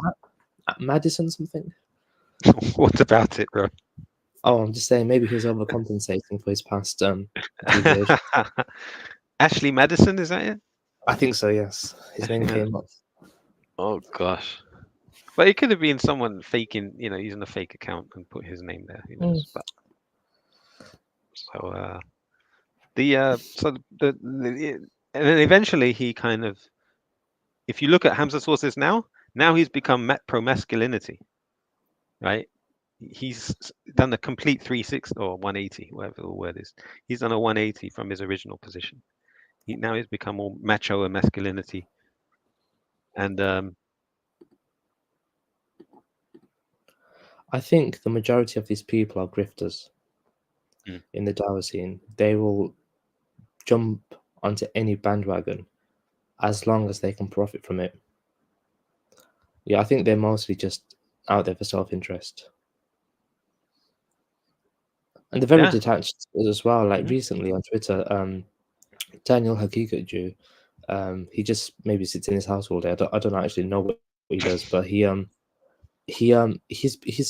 take on the UK race riots is that Muslims should make an alliance with the far right, and it just shows how detached he is from the whole situation. Like, no sane, normal person would come to that conclusion. I don't know if you remember a few years ago, like when we were debating on Discord and YouTube. Yeah. This topic came up, right? Do you remember? Because people were like, "How can you go and speak to Ralph? Why are you on his channel? Right? Why are you talking to the ethnats?" And I was saying, "Look, it's the Civnats that hate you. It's the Civnats that want to change you, right? The ethnats, at least, if you did deal with the ethnats, you know where you stand. Make a deal with the ethnats and let them send you back to your country and leave you to practice your religion unhindered, because ethnats will only concern themselves with their own country. They're not outward looking, whereas Civnats, they want to take over the world." I don't know if you remember back then that that was a huge thing going on, right, in our little bubbles. Yeah, one of those people, I think he's called Unwashed. I don't know what his name was, but he's become quite popular on Twitter. He used to be one of Ralph's side people. I forgot his name. Unwashed. Something Unwashed. Yeah. But yeah, I think it's been interesting. There could be a case for it, right? There could be a case for it. There've been agent provocateurs as well. Like, I think with Jada Franson, she posted a video on Twitter of one of the people demonstrating in London or protesting in London, and how he was making signals to a policeman. Oh yes, policeman had Danny to Tomo's friend. Yeah, the tall guy with the man bun. And so yeah, even on the Muslim side, when they were sort of ganging up in Birmingham, there must have been some provocateurs in there. I think there is much more to this, and it is I think in years to come this will be studied, because there's Elon Musk and his sort of him meddling in the situation. There's Russian outlets getting involved, and other countries as well, maybe near the Mediterranean. But yeah, it's fascinating, very disturbing. Did you watch this show with Piers and Andrew? I did. I know all of it. They're both quite insufferable, to be honest. But Which part of it is worth going to hear? To be completely fair, Pierce did he basically stuck it on Andrew Tate, but at one point where he was like, you were putting up false information that this was a person who grew up, who came on a boat to England or to Wales, and his name was Ali something, Ali al-Shakati. So he called him out. I think that was the only good part. And then Andrew Tate started talking about something else. But it did show that Andrew Tate, I think you just played it, he has more of an ethnic position in terms of what nationality means. But yeah. And I got the impression he probably spoke to the Dubai guy, you know, the Faris. And because when he was in his car talking about trying to clarify his position after the backlash of his tweet, he was giving an example of Dubai, how safe it is because they don't allow immigration. And to me, it sounded like he must have spoken to Faris, and Faris said, "Yeah." The thing about Faris is that, okay, I can't. Emiratis are more ethnic than anyone else. I mean, like the whole of the whole Muslim world is. In a way, they are, but in a way, they're not, because they're not ethnically homogenous themselves. So there came a point in the country united, and they're like, okay, now everyone who's here pretty much is gonna be one of us. But there are people who are non-Arabs there. There are Arabs, there are Africans, Persians, people from the Levant or even India who are now nationals because they were there before the country became a country. So it's not ethnically homogenous. So they have sort of like made up their own ethnicity in a way, which is Emirati. But once they became liberated or whatever from the UK, they suddenly became ethnics. In a way, yes, because they don't accept new people becoming citizens. I don't think they have the luxury to do so as well, given the sort of like minority they are in the country. But I think they know that they're quite like not everyone in that country is the same ethnicity as well. Like citizens are not the same ethnicity. So they're ethnics, basically. Like, they are very, very ethno-nationalistic. I think they're more. I don't know, because, like, for example, there are people. They won't even marry to other ethnicities. It's a huge social thing if you were to marry someone from another ethnicity. Well, for a woman, it is not necessarily for a man. But for a woman, yeah, it's a big taboo. Yeah, but like that guy Khalid and Amr, or whatever his name is, Khalid. He's married. I heard he's marrying a Hindu. Like, I don't know if that's true, but yeah. I mean, he's not full Emirati himself. He's half American or half Scottish or something. His mum's Scottish, yeah. But that's his mum, right? So from their side, it's the male that is the dominant. Carries the name, yeah.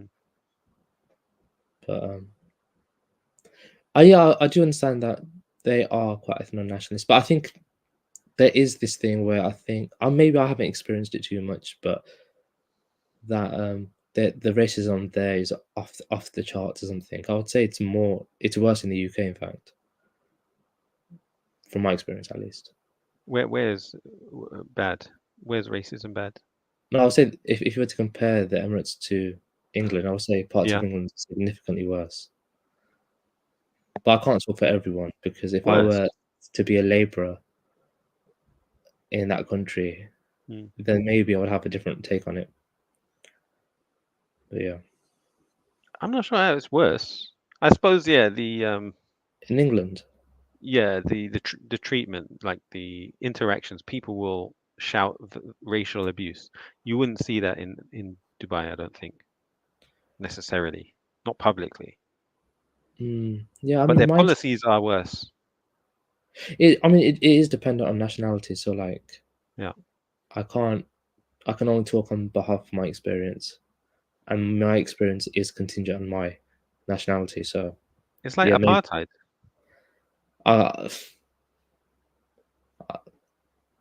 You've got one rule for the Emiratis and one rule for the rest. But every country has that. No non-citizen is going to get the same rights as a citizen in every country. Yeah, Yeah. True. So, But in other countries, you can become a citizen. There's a route to citizenship. that's true. That is true. So if you contribute enough to a country, then they appreciate you. It's okay, join us. Whereas Emirates, no, that's not the case. Yeah, you're always an outsider. Yeah, that's true. You could have kids born there. Don't worry. I mean, I've seen clips. I've seen footage in Emirati newspapers of they were having a party with their maid or their driver or somebody like this, some Indian guy who's worked for them for 69 years, right? And they're having a celebration because now he's going back to India.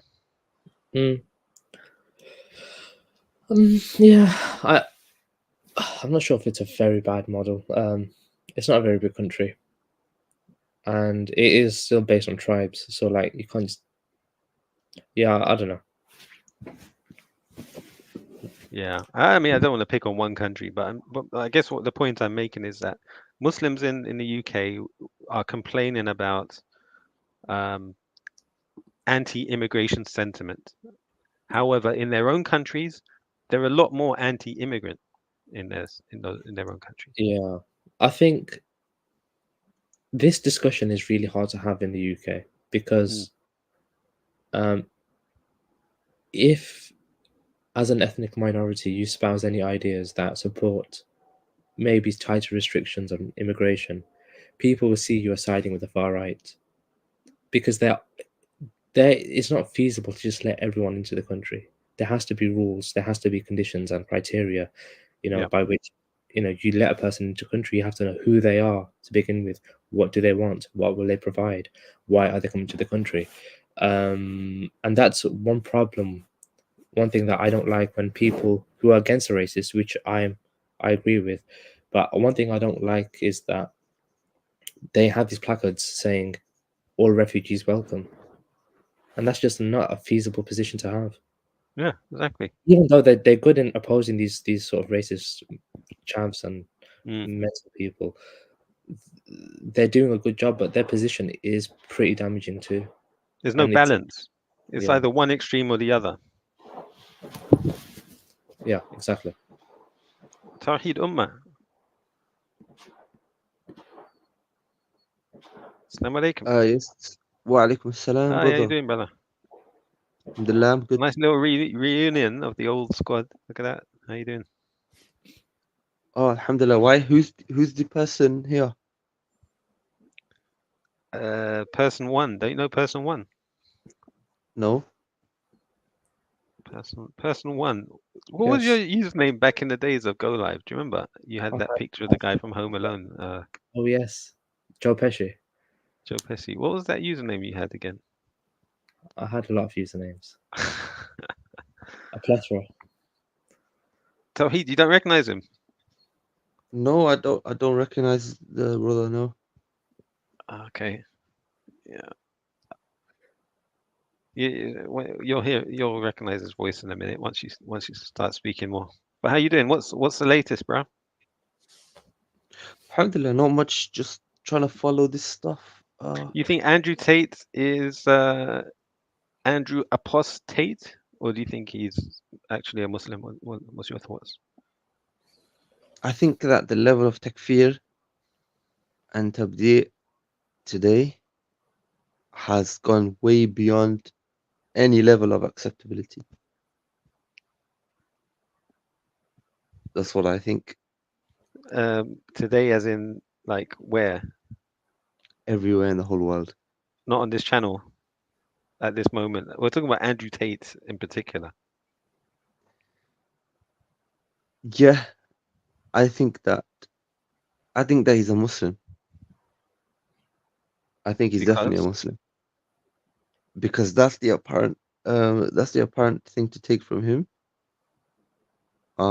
What's apparent? Okay, so he's taken the Shahada. Has he? Yes. Nobody's seen him take his Shahada, I don't think. Maybe Muhammad Hijab, I don't know. I think it's well known, like with the brother, his name was Tam Khan or something. he spent a lot of time with him. I'm sure they might have done it together. Okay. Yeah. So sorry. Um, and then yeah, I know he's gone through a lot of things, or he's fallen into many crazy statements and tweets and stuff. Yeah, which somewhat obviously kufr. Wait, actually, what are the worst things that he's tweeted? Like what are Person the one. yeah, like what is the most akfar? Yeah. Yeah, person one. What could you say in See, response? I think I'm having a bit of a different discussion. Hmm. I'm not looking at what has taken him out of Islam. I'm questioning whether he ever was a Muslim. I think it's different.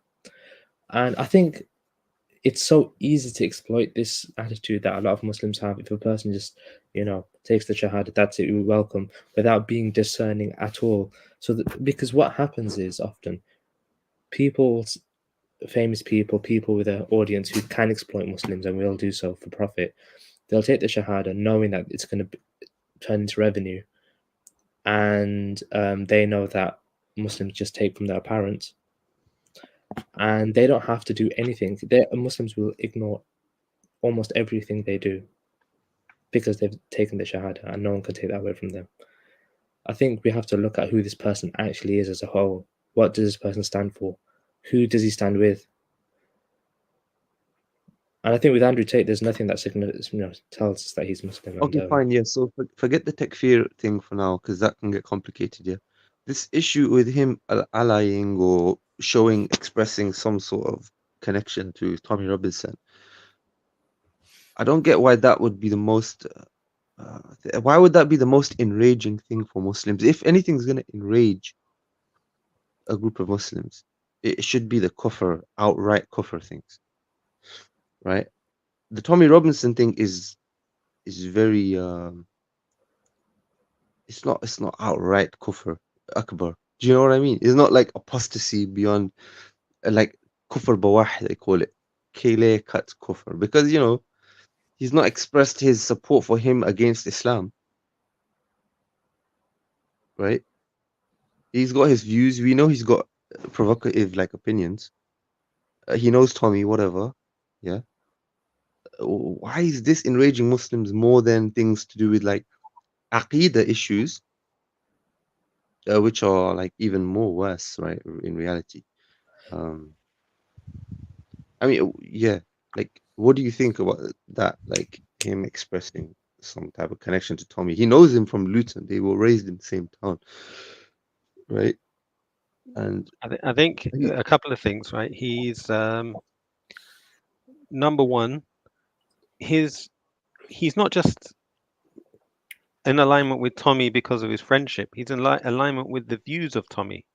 It seems. no, but which views of Tommy? Which views of Tommy? Because he's expressed disagreement with the majority of views of Tommy. Tommy's not anti-immigrant. He's anti-Muslim. Yeah, and Andrew's against all of those views. Is he? Of course he is.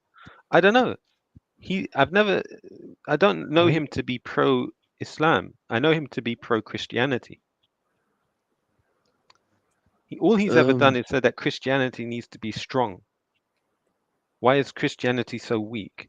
Muslims wouldn't allow insults. Why are you allowing insults? And out of an act of protest, he said, I'm going, or he didn't say the words, but it seems like out of protest at the weakness of Christianity, he's converted to Islam to prove a point to Christians that until you become strong, I'm going to be with Muslims because I'm a man of strength. Yeah, I don't what I want to will be say, with something that's weak. yeah, I do think you've got a point in the sense that he's got mixed allegiances or whatever. It's very clear he's compromised. He's trying to please so many people and he's struggling now because even Andrew Tate can't please everybody. He is reaching a point where he's struggling a bit, I think. But at the same time, he's honest and he's expressing his views and whatever. He agrees with Tommy on immigration or something. And he doesn't feel like he needs to back down. Maybe he's got some Again, arrogance. Tommy is not anti-immigrant per se. He's anti-Muslim or anti-Islam. That's all Tommy is. He's anti-Islam. Yeah, the point is Andrew's definitely not with him in those views, right? So what's the most enraging thing about him? Is it You know because what? of the danger? Is it Yeah, because of you the know what danger? the most enraging thing is, I think? Mm. When it comes to the point, so I think it's the wala wal bara thing. When it comes to the point, when it comes to the crunch, where you have to defend your deen, like I think Muslims were being attacked physically, right? There were threats of these people coming down to neighborhoods, and there's a claim that a Muslim sister had acid thrown on her, all this type of stuff. So when it comes to the crunch, where Muslims are being physically harmed, Mhm. you'd expect Muslims to protect each other, to defend each other. Instead, Yeah. he's now promoting the enemy to be more fierce against the Muslims. That Well, that how is the so? triggering thing. How so? How so? Do you mean because of? Yeah, in a way, but it was out of irresponsible nature of his speech. It was out of just hastiness. It was out of lack of verification. And now he's just, I guess he's showing some arrogance in not taking it back and just saying I was wrong, right? Yeah, he But hasn't it apologized. wasn't. He hasn't said he was wrong. Yeah, yeah, but He it's said, very clear. he said, I'm a fan of Nigel Farage. I'm Yeah, disappointed that he's thrown me under the bus, but I still like Nigel Farage and his views. That's what he said earlier. yeah. Do you know what? It's because he's trying to be too unique. He's trying to keep the Andrew Tate buzz going. He wants to be known for being himself, right? And in doing so, he's just starting to look a bit weird because no one can put him in a box anymore. But I mean, no one can put him in a box, and people are trying to, right? I mean, this interview Assalamualaikum. was Walaikum assalam. This interview was one of the most confusing interviews I ever watched in my life. Is it?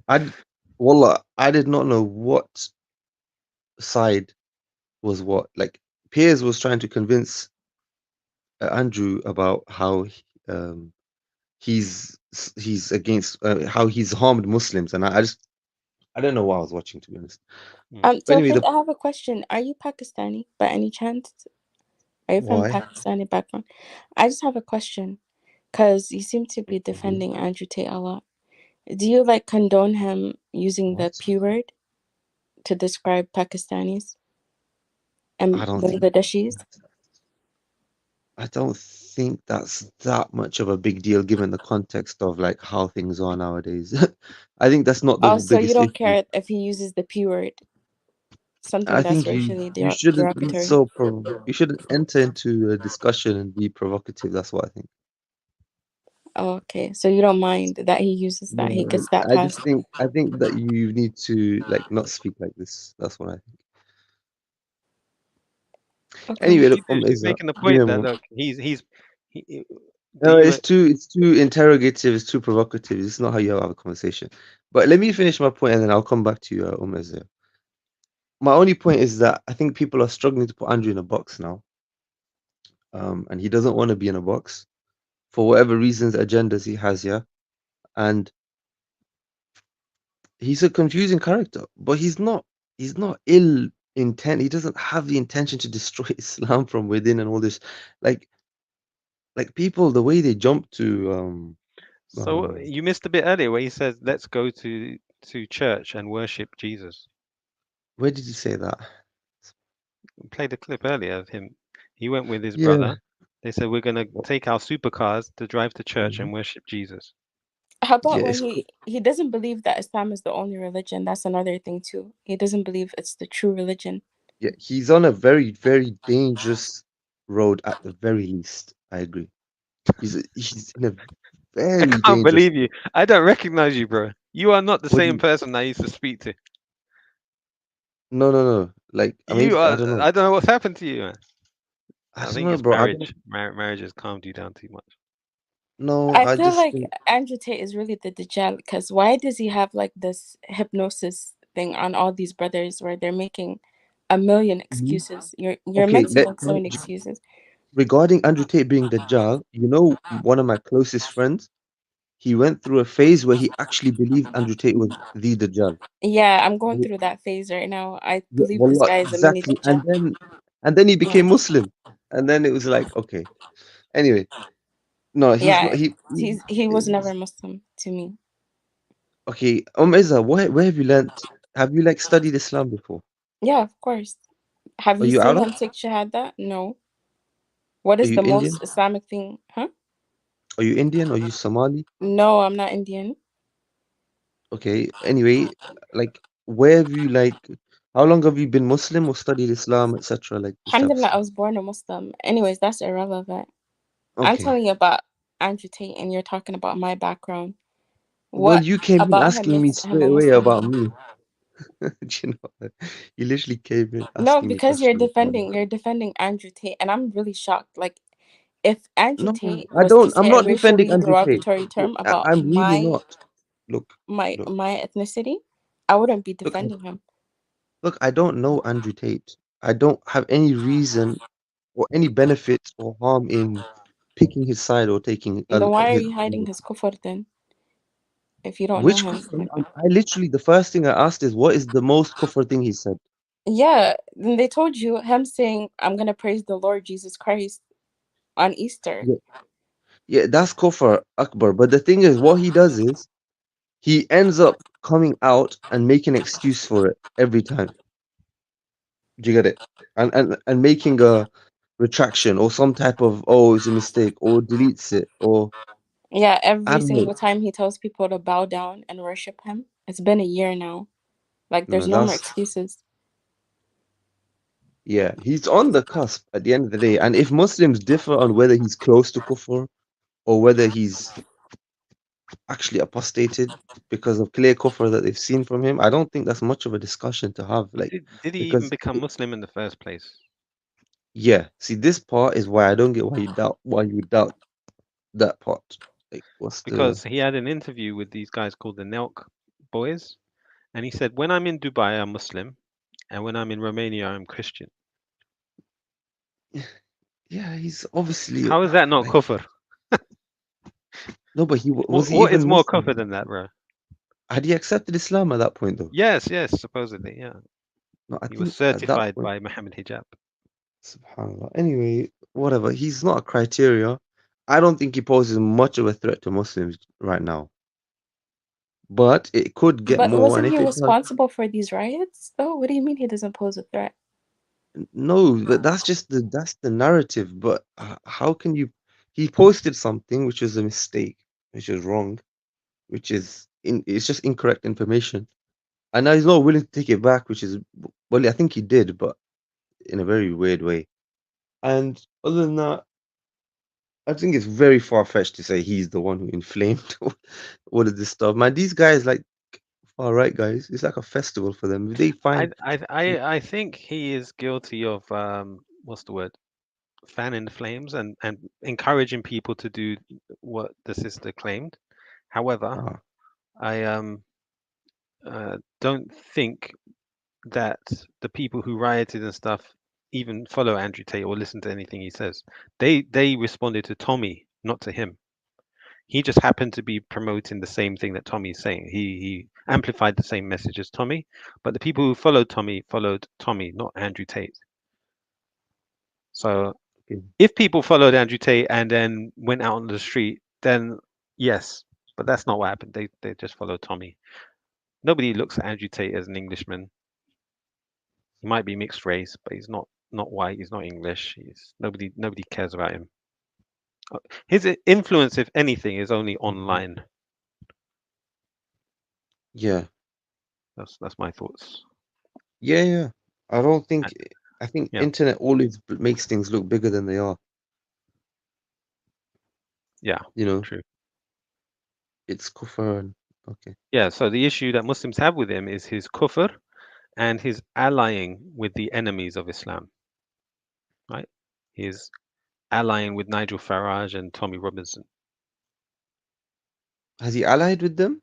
Yeah, he said, "I'm a supporter of Nigel Farage," but Nigel Farage has thrown them both under the bus now. So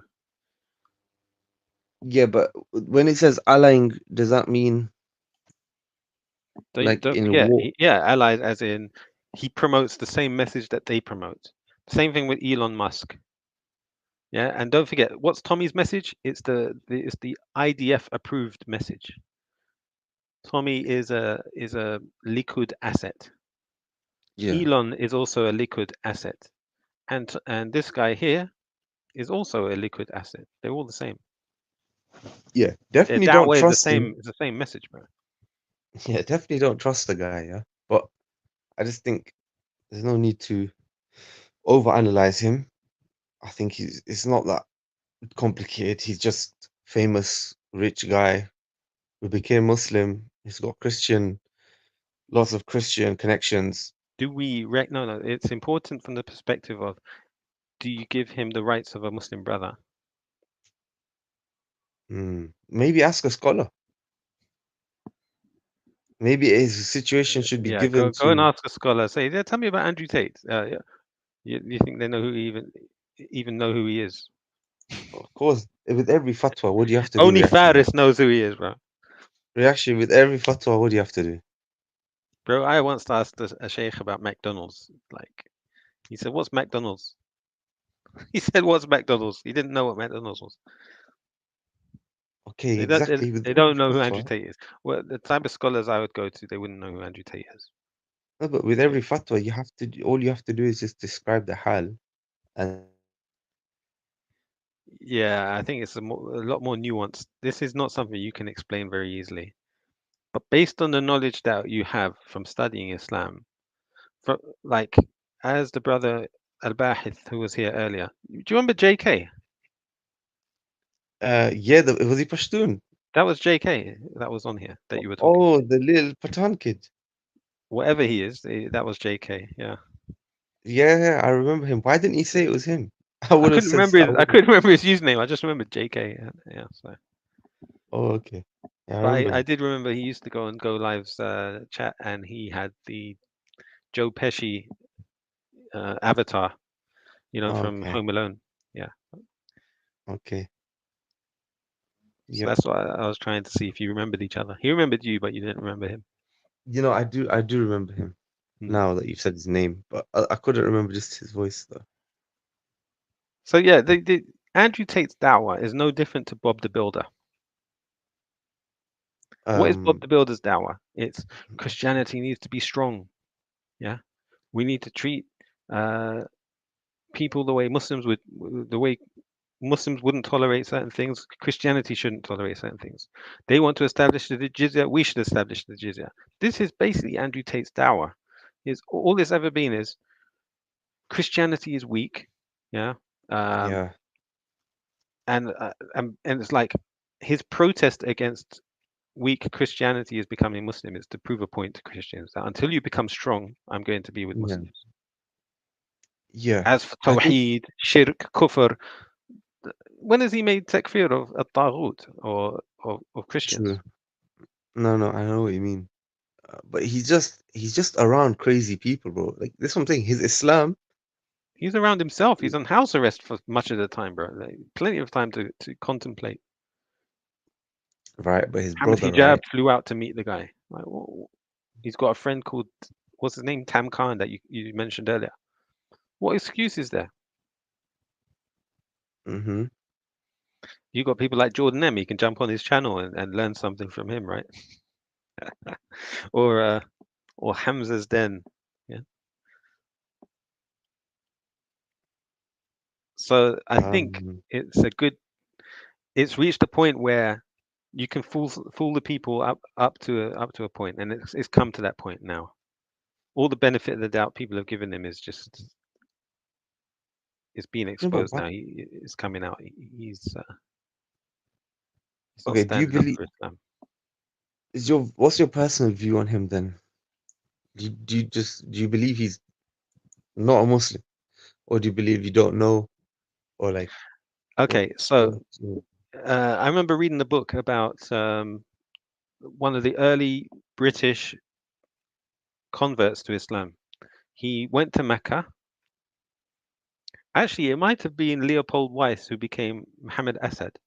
He wanted to do Hajj. He went to Mecca, or in Jeddah actually, He wasn't allowed into Mecca until he had spent 3 months in the neighboring villages, right?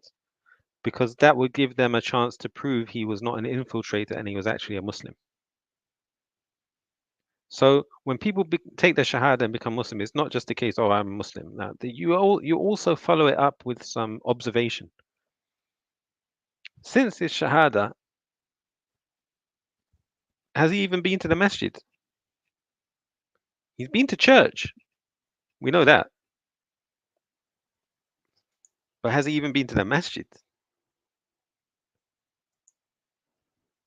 Yeah, Izza, big up, sister. Sorry, I thought you were a brother. It's unusual to have sisters in the chat, yeah. So it's good that you were able to comment. Okay. But you didn't give me an answer on the What do I question, to think be he's honest. Muslim? Yeah.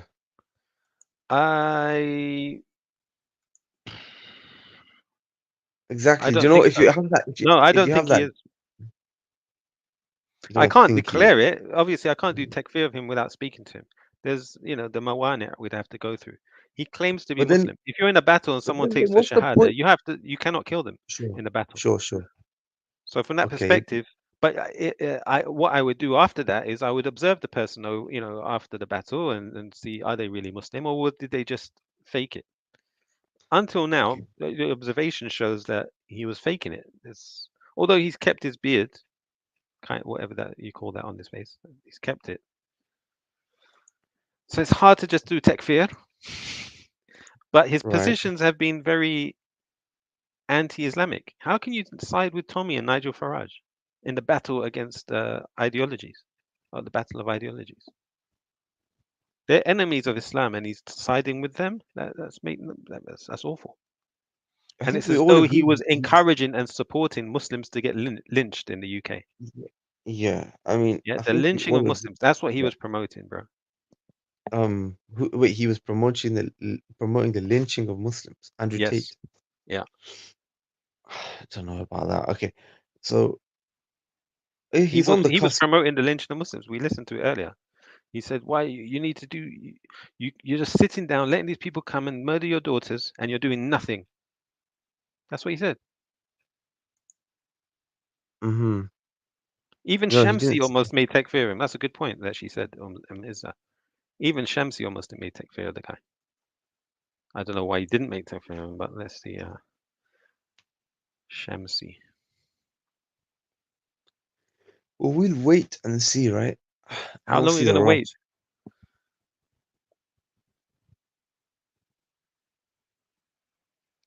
Yeah, let's see what Shamsi says. Okay. If you can understand it, we might have to use a translator. Hold on. He's gonna say what I said, bro. May Allah give him success. And may Allah guide us and guide him. Go for it. Yeah, so he's coming from the basis that he's a Muslim because he's making dua. May Allah guide him and guide us, right? Mm-hmm. Islamically speaking, as a Muslim, advise one another if we fall into mistakes or sins or shortcomings. If the sins is done openly, then we refute it openly. Yes, it's better off, depends on the situation. We try to advise the person in private, but also we have to protect Islam. Because Andrew Tate, many people look up to him, has many followers. So there's many things he said, or some things he said, which clearly goes against Islamic teaching. That goes against. So yes, in the beginning I was with the brother Andrew Tate in the same WhatsApp group, and I used to advise him, him and the brother Tam, try to help them, or him more specifically, try to help him with his journey. And we're very happy that he became Muslim, alhamdulillah. But Islam is not in need of no one. Everyone's in need of Islam. We have to make that clear. Everyone is in need of Islam. Islam is not in need of no one. And but for nearly a year or more than a year, I have not been in contact with our brother Andrew Tate. May Allah give him success, and may Allah guide us and guide him. And so a brother sent me this screenshot of his tweet. The tweet. Why have you not been in contact with Andrew Tate? That's a question. If you're in the same WhatsApp group as the guy, why for a year have you not been in contact with him? What, did he abandon the group? Did he block you? What was the reason? I would like to understand that before he gives further commentary, but it's giving half the story. Of our brother Andrew Tate, which clearly goes against Islamic teaching. And so we have to be cautious from mixing Islam with paganism. So saying I am with baconism. What's baconism? Okay, let's just finish the video, and talk after. Okay. Your Lord, the Muslims don't speak like this. This is the way of Pharaoh. Pharaoh was a tyrant, enemy of Allah. Pharaoh, Genghis Khan, what they call it, Namrud, they were tyrants, they were enemies of Allah. You should not be proud of them, you should not look up to them, you should not speak good of them, because they were proper tyrants, enemies of Allah and His messengers. The Genghis Khan and what they call it, Pharaoh and other tyrants. So, saying I am your Lord is an evil statement. Yes, in English language, the Lord has different meanings, but we should clarify intent and the meaning of it. So, my advice to Brother Agitate, we should learn more deen, and we should learn. Bro, I am your Lord. What does that mean? That doesn't mean I'm your landlord. Yeah, it means worship me. That is kufr. And what is shirk? Alhamdulillah, I did send you some stuff explaining shirk to you, or a book, PDF by Sheikh bin Baz, one of the scholars of Islam, which is called Apos of Islam, explain that polytheism and paganism. So, also my advice to the other celebrities, that when you accept Islam, focus more on yourself. Learn. Islam is a way of life. You have to learn what pleases your Creator. We're not here to please our desires. We're not here to please our feelings. We are here to please the Creator, the Most High. And the only way to please Allah, the Creator, is the way of Muhammad, the Prophet Muhammad, sallallahu alaihi wasallam. There's no success and there's no salvation for mankind and all the creation except by following the teaching of the Prophet Muhammad, alayhi salatu wasalam. Yes, at the time of Jesus, to please the Creator correctly, you have to follow Jesus' teaching. Before Jesus, in order to follow the Creator correctly, you have to follow Prophet Moses' teaching. Now the last prophet and the final messenger is the Prophet Muhammad, sallallahu alaihi wasallam. So he's the criteria over our culture. So the Quran and the Sunnah is the criteria over our culture, our feelings, our countries. Islam is there. Islam is above everything. So what I've noticed, some brothers, or likewise sisters, that are famous, when they accept Islam, instead of focusing on themselves by learning, getting closer to Allah subhanahu wa ta'ala, they still doing the same thing, being more online and on social media and speak about Islam based upon ignorance. No, Islam is based upon knowledge. What attracts many people to Islam? Because Islam is still pure. And why Islam is still pure? Because from day one, the Prophet's companions, his disciples, likewise their students, until our time, the Muslim scholars and the students of knowledge and the Muslims, generally speaking, we make sure that we protect Islam from anyone, even against our own brothers. If my father says something against Islam, I will come out openly and defend Islam and rebuke and advise my father openly. Because we love Islam more than anything else. We love the Quran, the Sunnah, the Quran, the Book of Allah, the Holy Book of the Muslims, and the Sunnah in the prophetic tradition. We love it more than anything else. So we make sure to keep it pure and okay, so I think play the other one. Yeah, it was the a other one's different one. actually connected. This one's actually about the recent thing. Yeah, this is the one here. Hold on. Here we go. We have Andrew Tate. A brother sent me a tweet, or this tweet. Wallahi, I don't know what to say. SubhanAllah, you claim me to be a Muslim, yet you try to justify what Tommy Robinson and his followers are Yeah, you're claiming to be Muslim. doing. Instead of defending the religion that you claim to follow, which Tommy Robinson hates, what are you doing? You try to justify Tommy Robinson's action and his followers. Tommy Robinson is a liar, deceiver, Islam hater, a racist. Just look at his followers. 99% of his followers are uneducated. A lot of them are crackheads. So they have hate for Islam. Look what happened in Southport. Has nothing to do with Islam and the Muslims. Yet they try to utilize it to justify the attack on the mosques. By the way, the followers of Andrew Tate, this is I won't say a straw man or a red herring. It's not relevant. Even if his followers were intellects, the issue is he's an Islamophobe. Deal with his Islamophobia. And Muslim women, they are cowards. And you claim to stand for manhood. How can you support or praise or justify or defend this evil liar? Tommy Robinson, by the way, does not represent rich people. He represents criminals and a crackhead. No, he doesn't. He represents Israel. He's an asset of the IDF, the Mossad. Even to be fair, there's some criminals out there who are better than him. They know what they're doing is wrong. They know they made mistakes in life. So this person is a follower of Satan. So you cannot claim to be a Muslim who believes in Allah, trying to support or justify or praise this evil individual. Yes, Islam teaches us to be fair and to be just and to stand firm with those who have been oppressed, even if they are non-Muslims, but not Tommy Robinson or his followers. What the Muslims and the mosques have to do with what happened in Southport? Yeah, that man, he was a Christian. Agreed. That's a very fair point. Why are you not protesting outside churches? Why are they attacking the Muslims? Exactly. Why is Andrew Tate not protesting about churches and Christianity? The culprit apparently is a Christian. So Andrew Tate, my advice to you, or the Prophet Muhammad's companion, Abdullah Mas'ud advised with, because you like to be a leader. So it's better off to be follower of truth than to be a leader in falsehood. Don't expect that you want to mix the truth with the falsehood, and we have to be quiet about it. That which attracts people to Islam, that will protect Islam from anyone, even if the person claims to be Muslim. If someone claims to be Muslim and we notice that he's trying to mix Islam with paganism, with any falsehood, we'll come out and expose him. Yes, exactly. We try to advise him in private or even openly, but if we notice that he's doing it on purpose, we expose him. So fear Allah, and remember you're going to die by yourself, and you'll be in the grave by yourself, and you stand before Allah the Almighty, the greatest, by yourself. None of your money, your wealth, your friends will protect you. So fear Allah, and have some time by yourself, and read the Quran with reflection, with the tadabbur. And how can you compare what's happened in Britain or what's happened to these race people to what's happened in Gaza? You really need to check your tweet before you tweet. Anyway, may Allah guide you. Here we go. We have Andrew. I don't get why he didn't make takfir the guy. Everything Why he described there is kufr. Why do you have to make takfir mu'ayyan though? Why? He knows him personally, bro. Yeah, but we agree. Whoever says whoever says this, like Jesus is this, or worship me, or whoever allies with the kuffar, they're all kuffar. They are kuffar, right? But this Yeah, is he's a allying general with rule. them, bro. He's allying with the enemies of Islam. But that's a general rule. You can't just apply it like that, bro. Bro, he allied with Tommy Robinson at the time when he was encouraging them to attack Muslims. He doesn't Encouraging work to like rise that. up against Muslims, bro. That's kufr. Bro, chill, bro. It's not that. Wallahi, people are I too don't get it. excited. I don't get it. Even the takfiris are not making takfir in a case How where do it's you mean? probably justified. It's mad. Takfiris? Not you. I'm not saying you, but I'm talking about just like the takfiris out there. They're quiet, bro. What's going on? Because this is the problem with the ummah today is takfir and tabdi'. This is what's causing a lot of the fitna. Because it's a hukum. It's a hukum. People don't understand that takfir is a fatwa. And muwalat bil kuffar is not a problem. It is, of course, and you deal with it in the right way, no doubt. It can be kufr akbar, it can be haram. Right? Shamsi was on the verge of takfir there. I don't know what stopped him. That's Man, like all this takfir, Oh, look, tabdi', that's it's a not good going to point. solve the question, solve the Andrew answer. Tate was drinking water during Ramadan and smoking throughout Ramadan. That's mocking Look, the he's religion, just bro.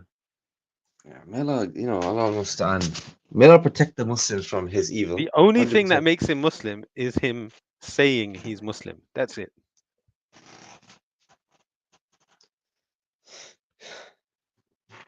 Well, look, for now we'll take that, and Allahu alam, for him. I think a scholar should look at a situation. I think someone should give all the statements and say, but look, he's Faris. But the thing is, Faris will say the same thing. He's No, more of no, an but- ethnat than this guy. You've seen what the Emirati people say about Muslims in the West. They say, oh, they're Ikhwan Muslimin and they're this, they're that. They're more hateful towards Muslims than anything Andrew Tate said. Hold on, let me see. Home.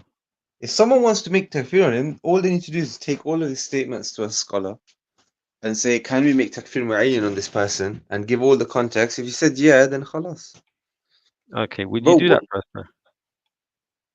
I'm not that interested though in making takfir, but some people Oh, they want you to. got to listen to this one.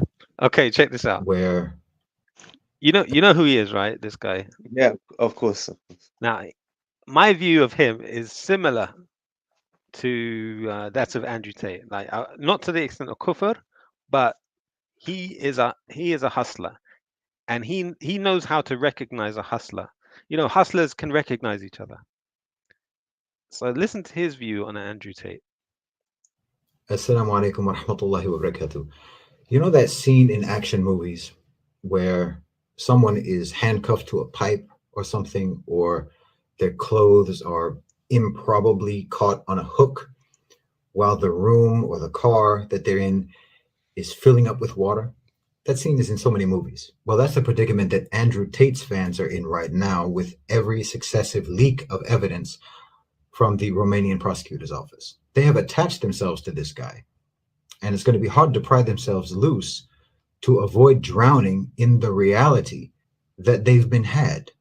Tate used the so-called lover boy method to lure women to Romania under the pretense of starting a serious relationship with them or even marrying them, only to then trap them into doing webcam porn for him in a strange country with no passports, no contacts, using threats, violence, and psychological abuse to keep them compliant. And he's basically used that same lover boy strategy with the young men who are his fans, promising them that he cares about them and convincing them that they need him and that he is the savior who will lead them out of the matrix, only to then extort their insecurities and general frustration, getting thousands of dollars from them by selling them courses on ideas for working in the gig economy or tactics and strategies for how to browbeat and manipulate women.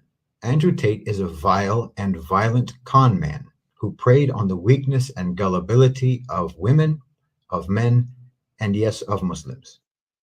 A vile and violent con man. That's his description of Andrew Tate. Okay. There are many who are still in denial about this. And I've seen this phenomenon many times in my work because most of my clients are human rights and legal organizations, and we come across scamming victims all the time. Mostly women who have been duped by romance scammers, usually posing as pilots for some reason, convincing them that they love bomb them, make them fall in love with them, and then they tell them, I've been arrested in Dubai and I need money for bail, I need money for fines, I need money for this, for that, for the other. And the women send them thousands and thousands of dollars. Even when we have explained to them that this is a scam, that this is a con, many women still hold out the hope that this person that they fell in love with is still honest and true and is maybe facing a catastrophe in their life, and they still want to help, even after they've been scammed. It's hard to accept. I get it. It's embarrassing and it's disappointing. But ultimately, you cannot hold on to both your denial of the obvious and onto your dignity at the same time. It's time to cut your losses. Now, let me talk about a couple of things regarding Andrew Tate that I think need to be debunked. And the first is this idea about escaping the matrix. If by matrix you mean some overarching system of societal control that more or less lays out the options for everyone in their life, demands their conformity, and punishes non-compliance by means of economic, reputational, or actual violence, well, that sounds like Tate's mansion in Romania. So if you believe in this amorphous concept of the matrix as some sort of tyrannical system of domination and exploitation and control, I'm not sure how you can believe that creating a mini matrix in your home is a commendable way to escape it. But let's be honest. You will only refer to the power structure as the matrix if you do not have the ability, the intelligence, or the information to understand the real power dynamics in society. And of course, if you do not understand power dynamics, you cannot conceivably navigate them. Using terms like the matrix is just an abstraction that lends itself to people who are generally disgruntled, who feel disempowered and ganged up on, and who don't know how to articulate that, and who don't know what to do about it. Now, I talk about the owners and controllers of global financialized capital, and fair enough, that's also vague, but it's certainly not as vague as the term the matrix, and it's more specific than saying something like the elites or the upper class. And I don't actually claim that this group of people runs the world. They control powerful economic, political, and culturally influential institutions, and they use these institutions to protect and support their interests. But within the owners and controllers of capital, there are competing interests on a variety of issues, and we cannot say that they actually operate as a monolith. And they and their institutions are susceptible to external pressures, particularly popular opposition. The socioeconomic system that is promoted by this class of people and their institutions is neoliberal capitalism.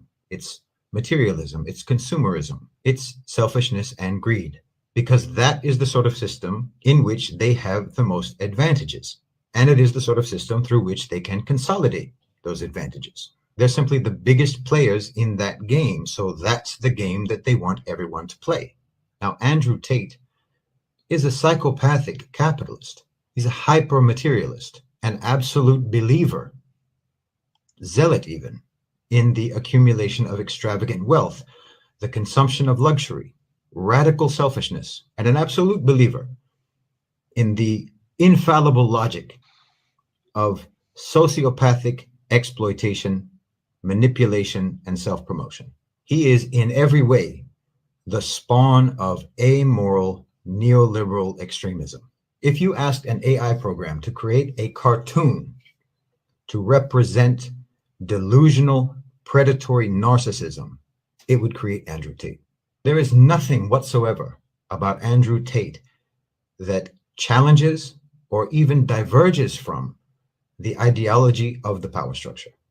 Wait, I'm not done.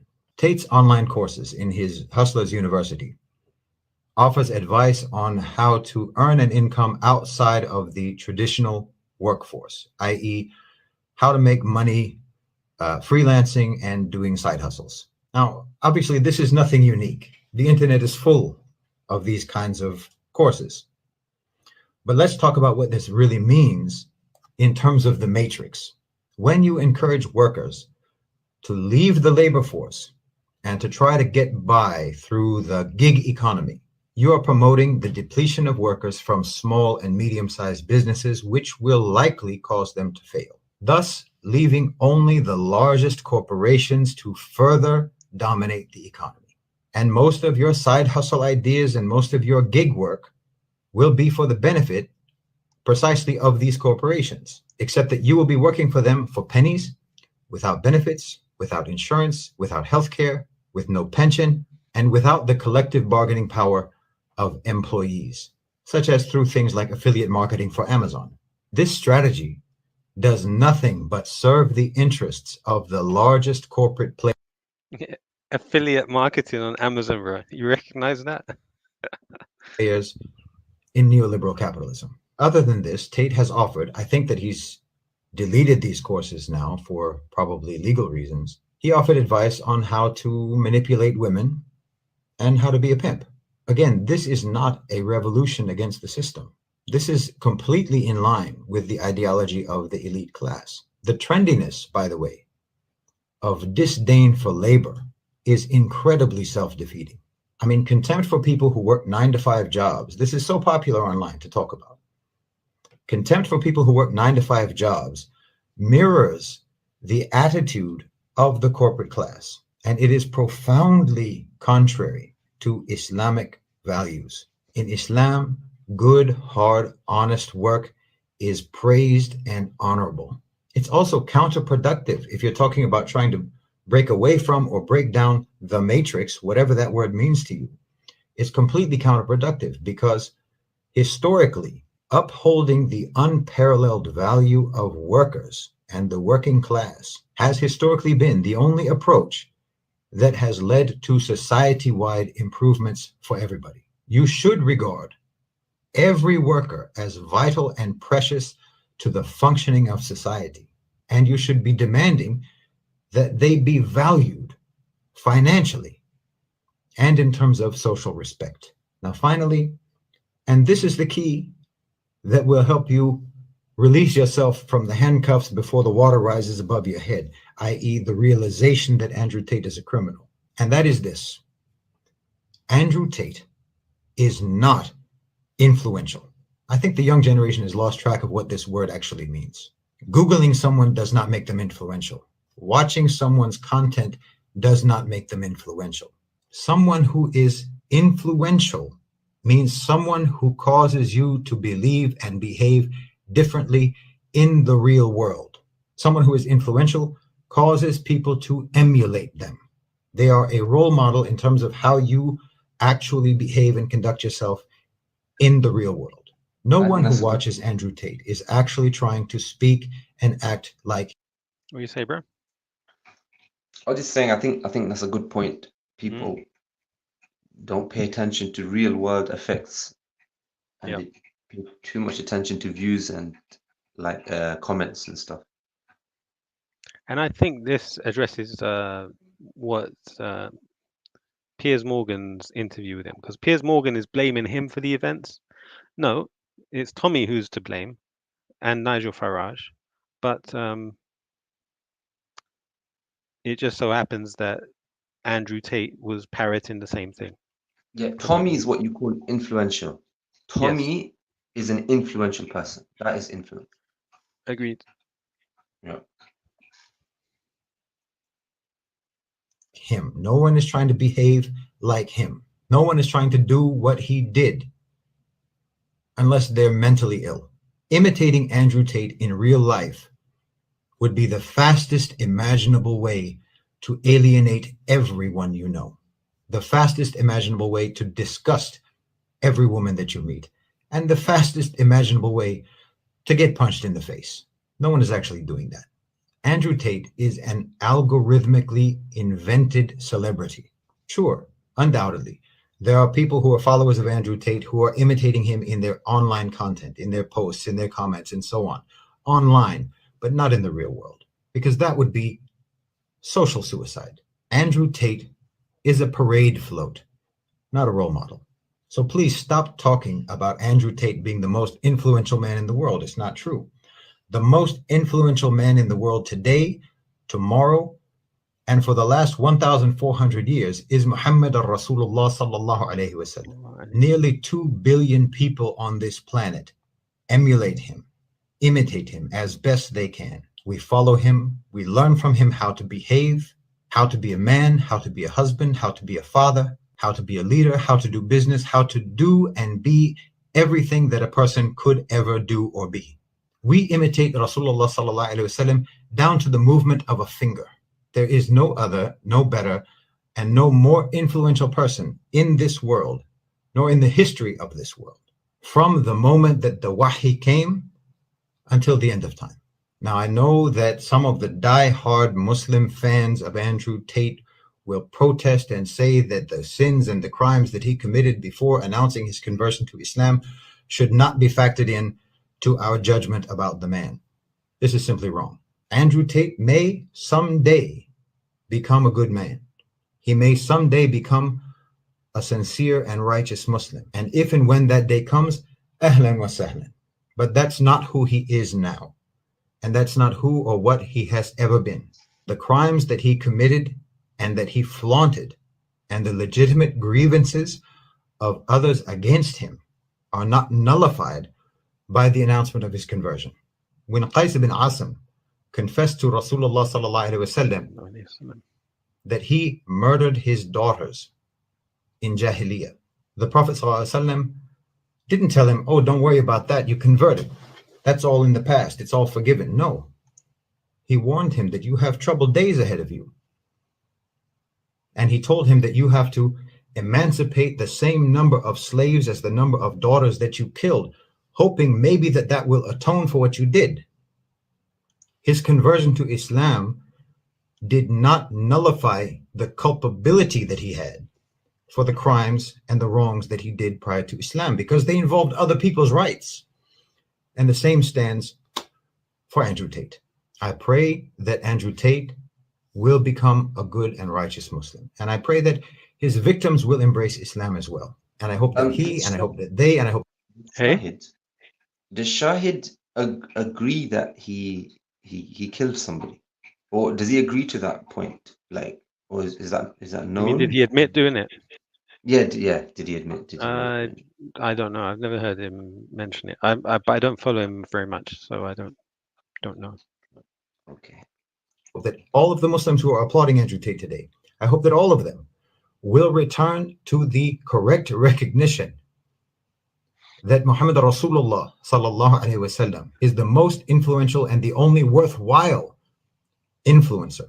And I hope that they will understand that Islam offers the only true rescue from any and all corrupt and tyrannical systems of power. Love for the akhirah is the solution to this corrupt system, not the love for the dunya on steroids as peddled by Andrew Tate. Jazakum Allahu khairan wa assalamu alaikum. Wa alaikum assalam wa rahmatullahi wa barakatuh. Assalamu alaikum wa rahmatullahi wa barakatuh. To me, that seems like it was a genuine, sincere video from his part. Typically, he does videos where he's trying to act like he's Malcolm X. He'll always have his finger on his cheek and he'll talk with a certain cadence. In this one, it seemed more from his personality without playing a character. So that's what I found interesting about that one. Okay. He also supports UAE decision to have ties with Israel. Yes, he made a video about it. Oh, he's done a video about it. It says Papa Cup. Joe Baz sent a link. What's this one?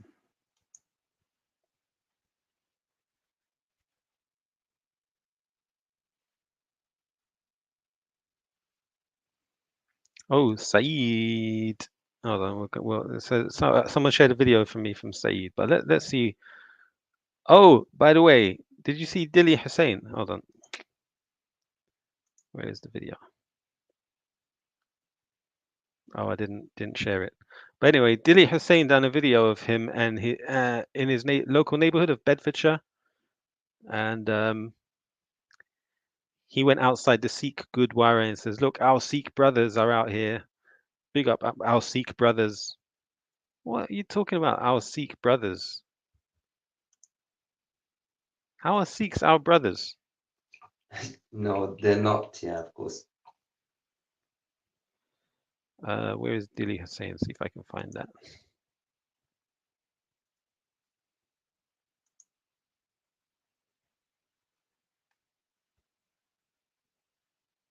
Yeah, so this is Dilly Hussein talking, showing a clip of Andrew Tate. I'm wearing a shirt and going with it.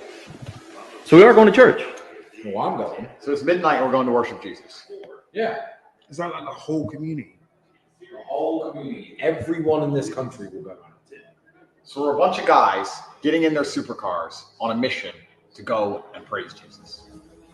Basically, yeah. Praise the Lord. Let's go. Amen.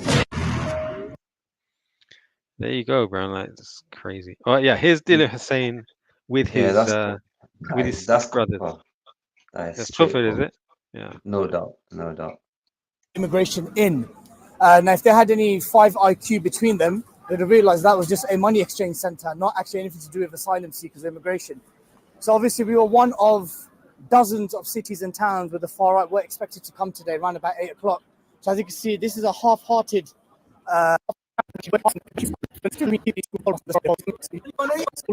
these people here, I know them. I know their families, relatives, family, friends, youngsters, brothers that we went to school with. Look, no one really masked up.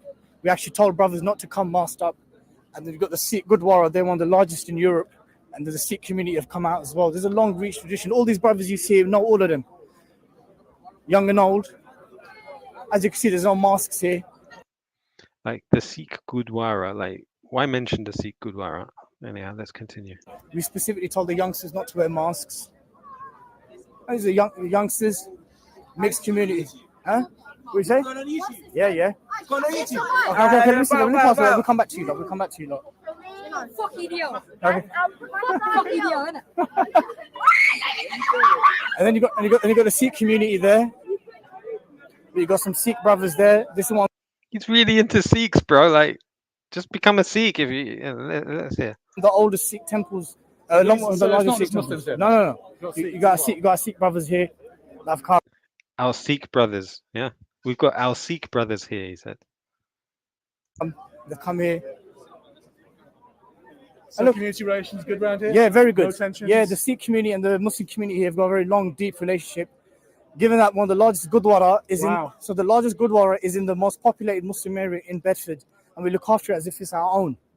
And they're very courteous and accommodating to us. Look, the brothers have come from Bedford, they've come to look after this Gurdwara. How come a Gurdwara? I mean, that's impressive, isn't it? How come it ended up here?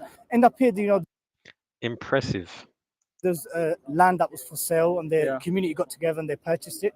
a big Sikh community in Queen's Park. Not in Queen's Park, in Bedford, yes, but not in Queen's Park. But like I said, the brothers who come from the Sikh community here, we're very close ties with them. Look, they've come here. They're The brothers, he said. looking after the good one. And So even if the EDL come here, they're going to join in, basically. for sure. And But it's conveniently overlooking the fact that you have the Sikhs who basically invented the EDL. That whole grooming gang narrative was from Sikhs. And you had the EDL Sikh division. Like, what, how are you just overlooking that fact and then just describing these people as our brothers and praising the fact they got a massive temple? and everyone here. Look, there you go. Look, our Sikh brothers are all here. Our Sikh brothers. How many times is he going to say that? Our Sikh brothers. I mean, I played cricket with a lot of these brothers. Brothers. So you know when they talk about That's proper interfaith, isn't it? Not this fake interfaith. So you know when people talk about two-tier policing, there's no reason for them to do any policing because everyone's fine, and that's how it's been in most Muslim areas. Yeah. In most Muslim. Anyhow, that was just something I thought I'd share.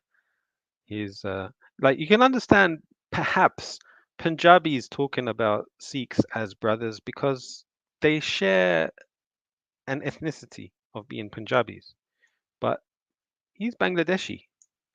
How are you calling them our brothers?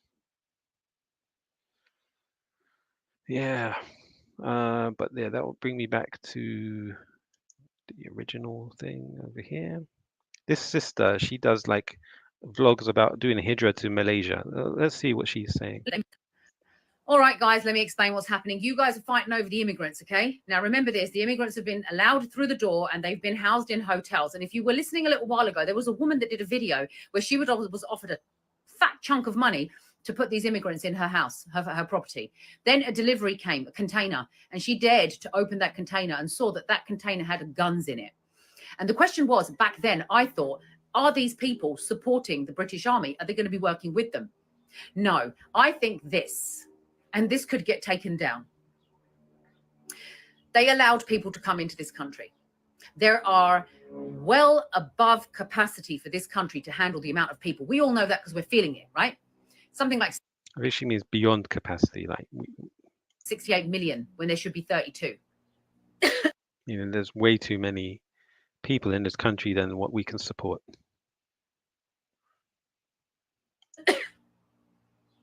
They bring them over, they let them in, they put them in the hotels, and they give them guns. Then they create a civil war. And who's got the guns? The immigrants. So this is some conspiracy theory she's promoting here. However, you do have to ask the question, why did this all kick off when Parliament was on holiday? Isn't it strange? Not only were they on holiday, but there was no sort of reconvening of Parliament to address it. The king has been silent. Why hasn't he come out and spoken publicly about what's going on? The king of the country, right? But yeah, so what she's peddling is some sort of conspiracy theory. Where is the evidence of this container of weapons? But you never know. It could be true, but the burden of proof is on her. And what happens? A civil war at a level that people haven't seen. If you're shocked by what's occurring right now, prepare yourself with what's to come. Yeah, I think she's a bit loony. Yeah, I'm not buying this kind of explanation here.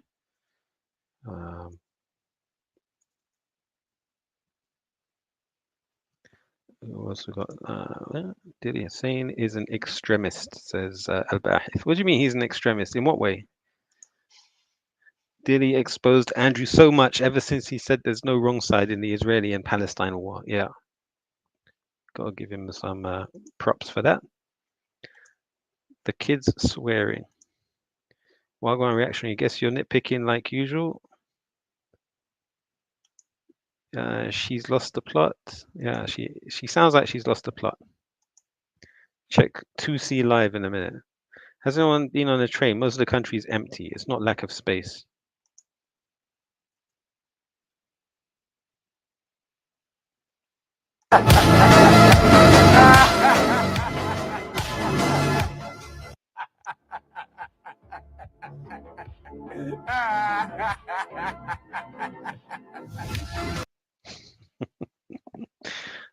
Okay, how it should be. Good morning. Where have you been all week? Where have you been? Where's you been all week? Is I infection at home? Oh, Oh yeah, this is the video of the agent provocateur, right? Check out this guy with the beard. That is crazy. So watch him, like he's looking this way. He's looking to his right. Goes all the way around. Comes back. He's looking for eye contact with this police officer. Now comes the signal. He raises his right hand to his ear. 3 flicks. The police confirms receipt of the message with a grasp of the visor of his cap. They both nod. And this guy in the white t-shirt spots it. He saw what happened there. He caught on. Like, oh my goodness, what is going on here?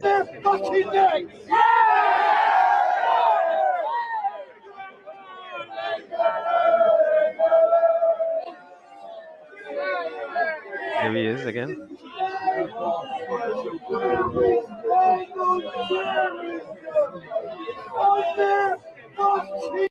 But what was he signaling? What did he look around to check? That's what I'd like to understand. There's a guy over there with a red hat and sunglasses, a bit like Donald Trump. Is that what he was looking for? Yeah, he's in place, mate. Proceed.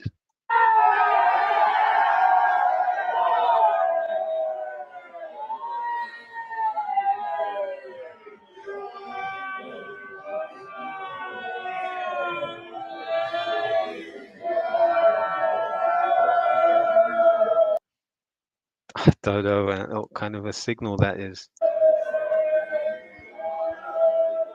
And this guy's caught on.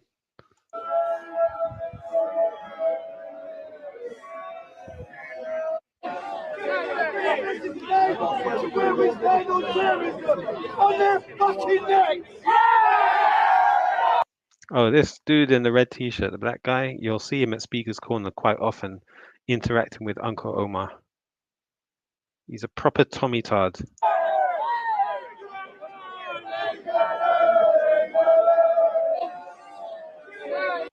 Anyhow, enough of that one.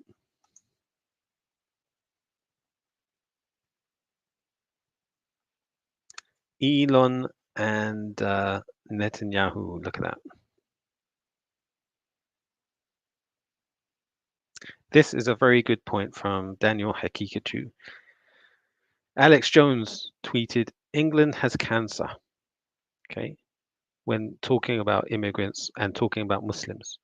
But interestingly, Daniel says, major accounts can refer to Muslims collectively as cancer, but mention Jews in less than a flattering light and you get deplatformed. Very true. Okay. Yeah, I made this point as well because they try to dehumanize Muslims by using this word inbreeding. Okay, and they talk about, and you will have seen a clip of McGuinness on Joe Rogan being interviewed, and he talks about Pakistanis and other Muslims doing what he calls inbreeding. He's talking about cousin marriage, right? But they use the word inbreeding. First of all, it's not just Muslims who do such a thing. Secondly, it's not a Muslim practice to do cousin marriage. It's just cultural, perhaps. It's not from the religion. Thirdly, the word inbreeding. Breeding is something that is done with animals. You breed animals. The word breeding is not used with human beings, but they use the word inbreeding here to describe Muslims, simply because it's dehumanizing. It puts them on a level of animals. So I mentioned that this is dehumanizing speech. Don't you have hate speech laws, Met Police, which are clearly being violated? But instead they'll arrest somebody for posting a picture of a coconut. Yeah, the coconut is hate speech, but inbreeding is not. Yeah, and somebody collected a bunch of tweets from Elon Musk where he keeps repeating the term civil war, civil war, civil war, civil war. Europe appears to be headed for civil war. Civil war is brewing. Europe is trending towards civil war. Europe is headed for civil war. Yeah, what's this thing with civil war? And that's interesting that sister earlier talking about the crates coming for immigrants with weapons. She talked about a civil war, the likes has never been seen.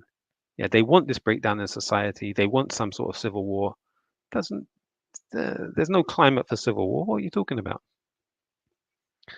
Spubs are anti-Dawa man. Faris is pro-Dawa man. Yeah, so an interesting thing is this post here.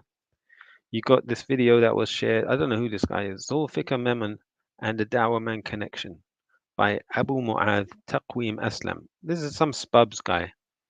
So he's doing a video putting down both of these dudes, Dawa man and Zulfikar Memon, whoever he is. And then you've got the pro-Spubs guy, Faris Hamidi, defending Dawa man.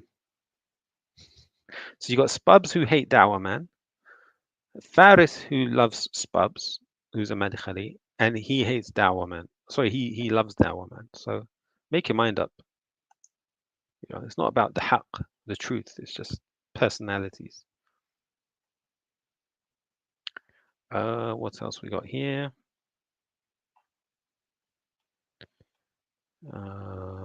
Okay. Yeah, even Vinnie Sullivan commented on that guy from the, that was signaling to the police. So he's a good friend of Danny Tomo. As you can see, they're right next to each other there. Guys, coming, boys. Children in, women, yeah. There he is there. There's Danny Tomo.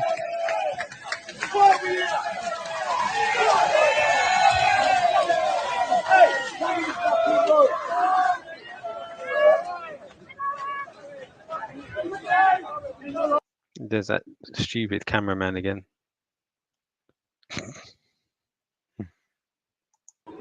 Just another Andrew Tate, a Tommy lover.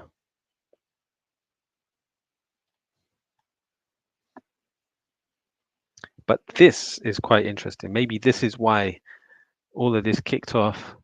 It wasn't an accident. Keir Starmer kept this hidden from his press conference on the 27th of June. The Home Office had already published a tender for police facial recognition APIs for national face matching services. Starmer used the Southport riots to announce wider deployment of facial recognition.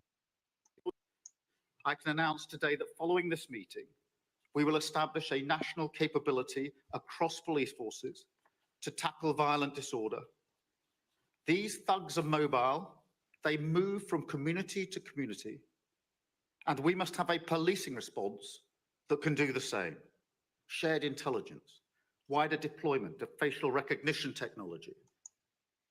Facial recognition technology. Why do you even need that? You already can track everybody's mobile phones and you know who's who. You want facial recognition? And preventative action, criminal behavior orders to restrict their movements. This is really dystopian, and you shouldn't support this type of thing just because they're targeting Muslims at the moment. Doesn't mean as a Muslim you should support this stuff, because they'll use it against you, just like with the Patriot Act in Before America. they can even board a train, in just the same way that we do with football hooligans. And let me also say to large social media companies and those who run them, Yeah, forget that. This is a fantastic classic video. Check it out. Хотела. Дорогие друзья, ассаламу алейкум, вот вам дагестанский лайфхак. Это моя жена. Чего ты хотела? Я хотела больше времени проводить с подругой. Правильно. Я решил твою проблему? Решил. Знакомьтесь, это моя вторая жена Сакинат. Подруга ее. Джалил, я не это имела. Сакинат, добро пожаловать в семью. И, друзья, ассаламу Yeah, this is some sort of comedy sketch from Dagestan. It's called the Dagestani life hack. He says, "Hello, brothers. Today I got a life hack for you. That's my wife. What did you wish for?" She said, "I wanted to spend more time with my friend." He said, "All right. Did I solve your problem?" She said, "Yes, you did." He looks over here. He says, "Meet my second wife, Sakinat, her friend." Ah. Джалил, я не это делаю. Сакина, добро пожаловать в семью. Welcome to the family. That had me cracking up.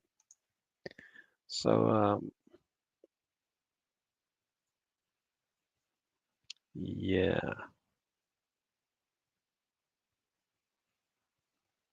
Bear with me a second. Has anyone been on a train? Gone seaside? Wasn't Alex Jones anti-Zionist once? Yes, he was. And then the Likud got him by the scruff of the neck. All the conservatives were once pro-Zionists. Before inflation. Okay. Yeah, we'll get there. The less they talk, the better it gets. All right. So now, somebody said to watch this video. What's good about this?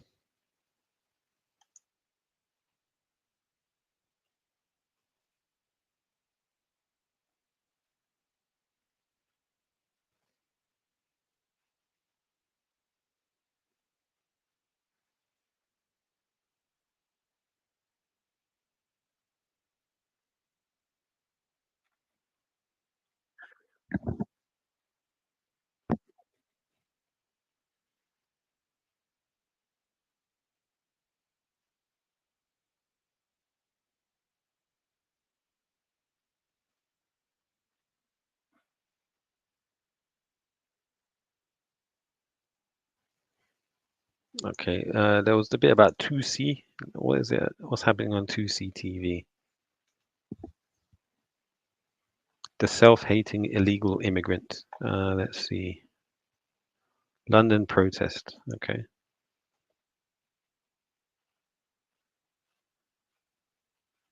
This guy, by the way, this guy, Maher Tusi, he himself is an illegal immigrant. He came to the UK illegally, and now he's promoting, he's anti-illegal immigrant as well.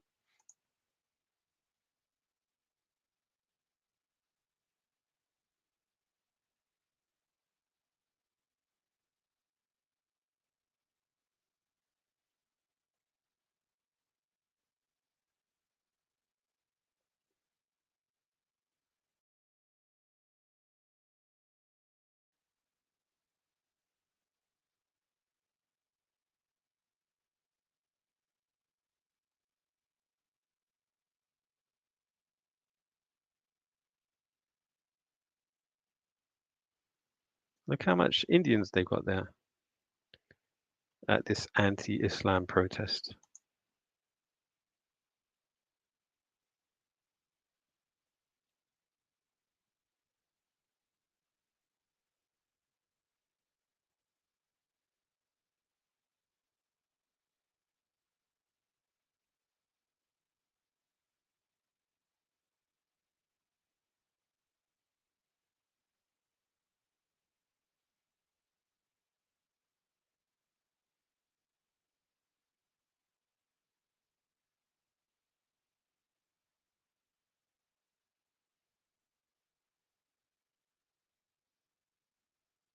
So it looks like since that Sheikh Hasina fled Bangladesh, I think they're trying to put the pretext in place for the invasion of Bangladesh by India.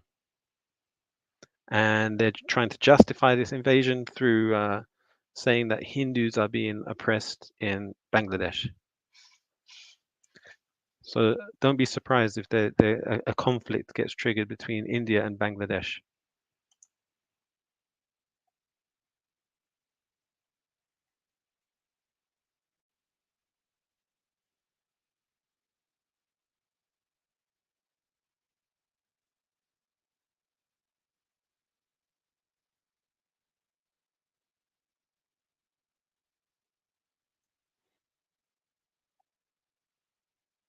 So this Keir Starmer's talking about addressing online peddlers of hate. Well, this guy is a clear example of that. He's a puppet for Jacob Rees-Mogg, Nigel Farage, and Tommy Robinson. He just peddles their hate. Why haven't they just arrested him and shut down his YouTube channel? His channel gets promoted, it gets monetized, but people like me get demonetized and blocked from being shared.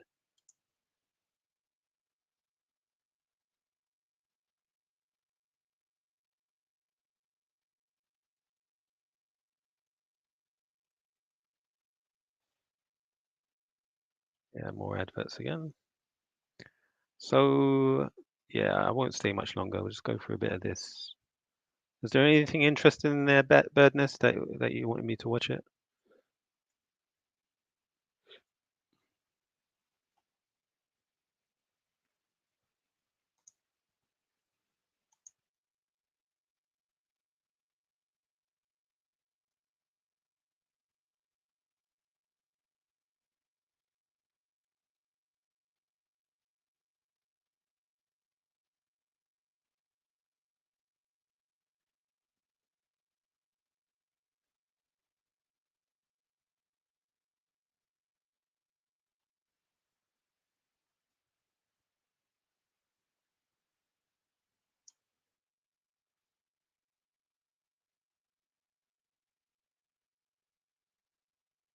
I don't know what he's even saying. Can't hear him.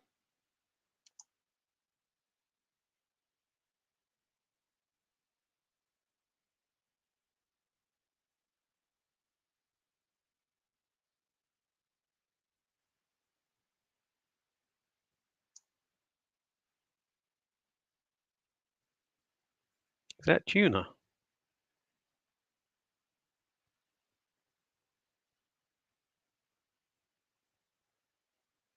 I think it's tuna. Yeah, tuna.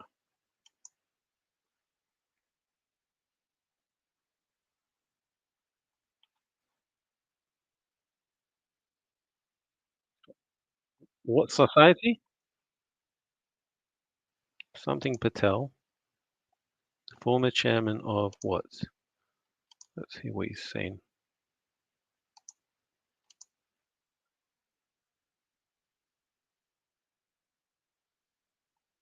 Pravon Patel. Sounded like Pravon Patel. I'm not sure if that's his name.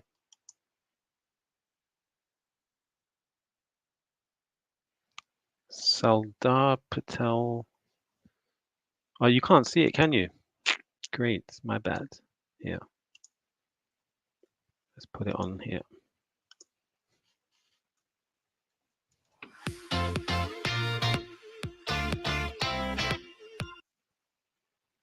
Video plays soon.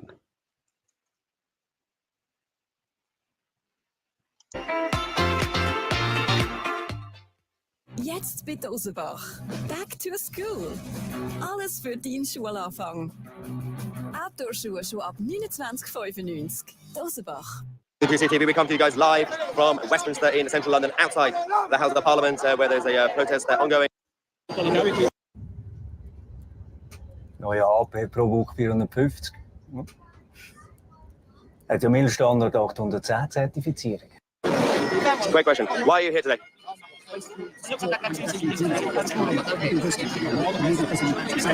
Yeah, where's the mainstream media? Are they here? Yep. Hey. How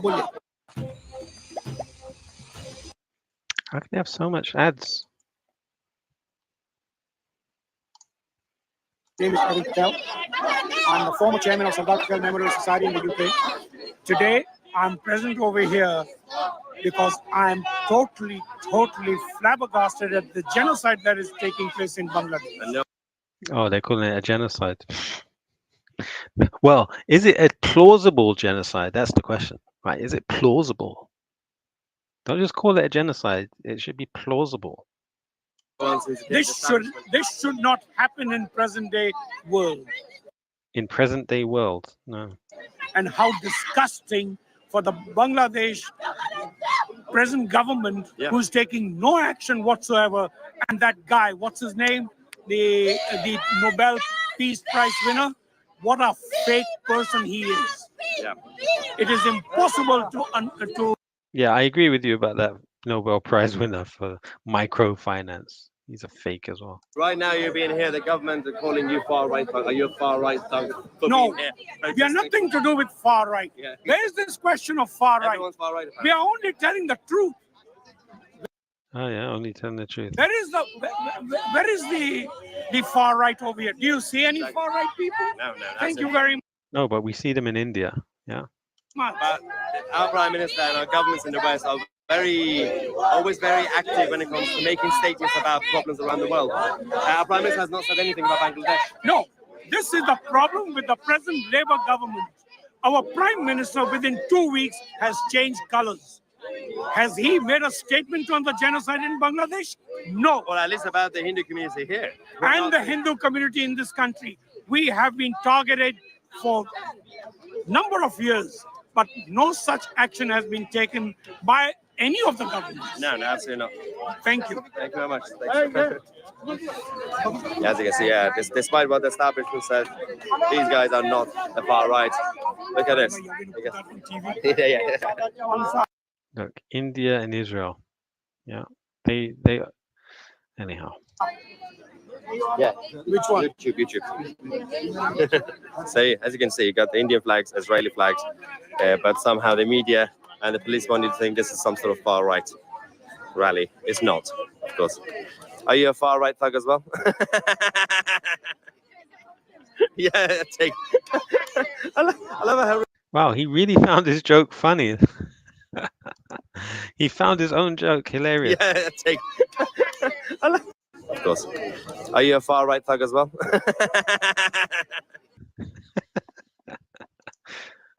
Rally. It's not, of course. Are you a far right thug as well? I need to get a copy of that laugh.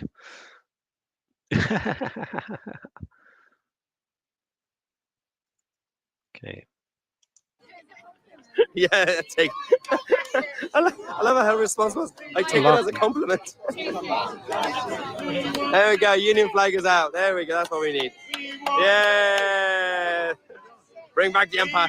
This guy is not even English, and he's saying, "Yeah, we need the Union flag." The organizers. Let's see what will happen. Of course.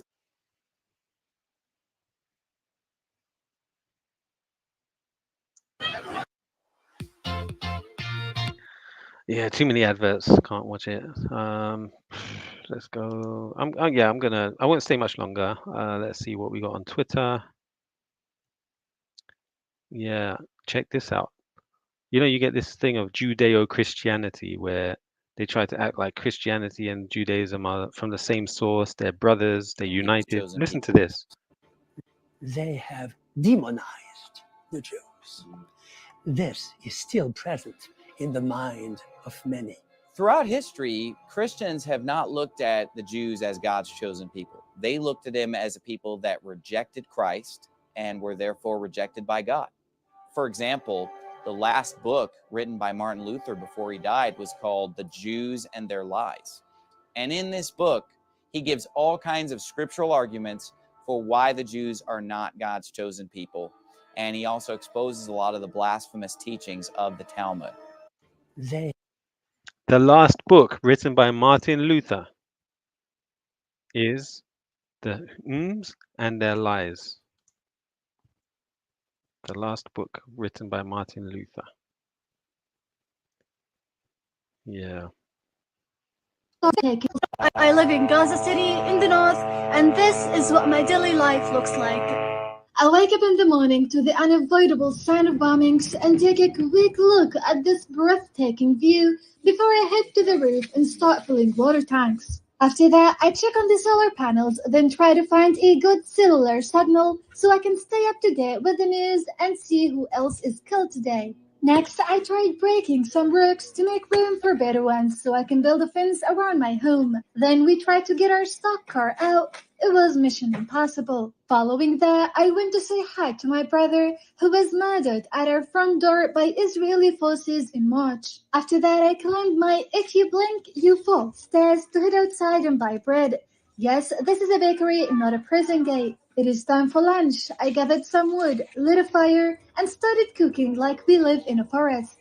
Next, I had to wait in line for hours to get drinking water when this warplane started shooting quite close. Following that, I did some laundry before taking an hour walk to buy some groceries. Notice how everyone is using bikes as we no longer have gas or working vehicles. Anyway, I brought the groceries home, then headed to the beach.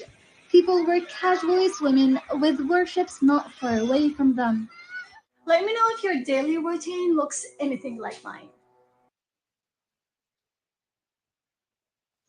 Yeah, this is a fitna, man. What It's a is? fitna. Like this type of cause, which is so important to Islam and the Muslims, to be joined with, like, I don't know, something like this where a sister's not like dressed properly and it's like becoming like a casual type of vlog experience. I get that what she's saying, but it's just too. I don't know how to explain it, bro. I feel like it's gonna undermine the severity of what's really happening. Okay, that's one way of looking at it. Yeah, long stand. She might not be Muslim. She might be a Christian Palestinian. I live in Gaza City in the It north, looks like she's and not actually. She's dressed like that's like provocative dressing and like A'udhu Billah. It's just not good for the. It's just not good actually. Overall, Remember, Palestinians aren't just Muslims, right? There's Christians as well. yeah. Do you think she's? I don't think so though. Like in Gaza, I doubt she's gonna be anything other than Muslim. But yeah, Allah understand. It's a problem. It's a problem.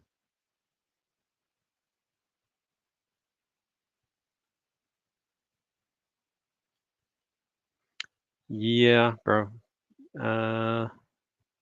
So we covered Yeah, quite a few topics today. Yeah, that's good. We talked about Andrew Apos TATE.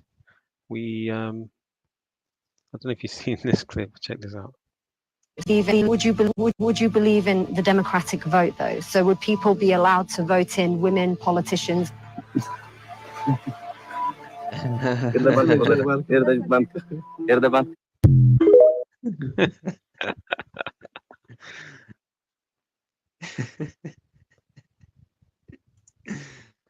Bro, they're real people, man.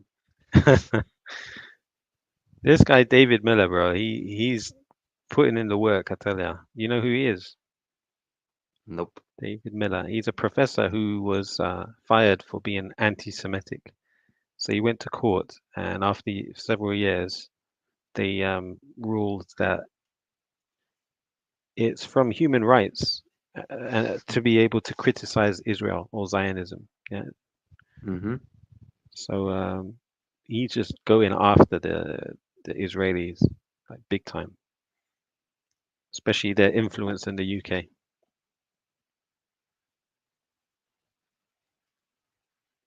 And he's shown how Tommy Robinson is actually a Zionist working for the IDF in everything he does. Is this? She's not from Leicester, is she? This one, this MP. Says we have to. No, I know. No, She's Keir She's Coventry, isn't she? Yeah, she's from Coventry. What do you think of this interview? Well, Yvette Cooper and Rishi Sunak over the weekend have all said that. Have they called it Islamophobic and racist? Why is that language important? Because these aren't trivial They've called it matters. racist. Have they called it racist? These are not trivial matters. We have to. No, I know. No, I'm sorry. We do have to ask you questions as well. So And if you want to, why you can is answer that? them. So I'm your call. going to wait for Kate to finish her question if that's. If you want to answer the questions, you can. So But you don't have to. So why is it important to you to use that specific word, Islamophobic? It's been called racist. It's been called thuggery. I think that's important because we are speaking to the Home Secretary and other politicians this morning. Why does that matter to you to use the word Islamophobic?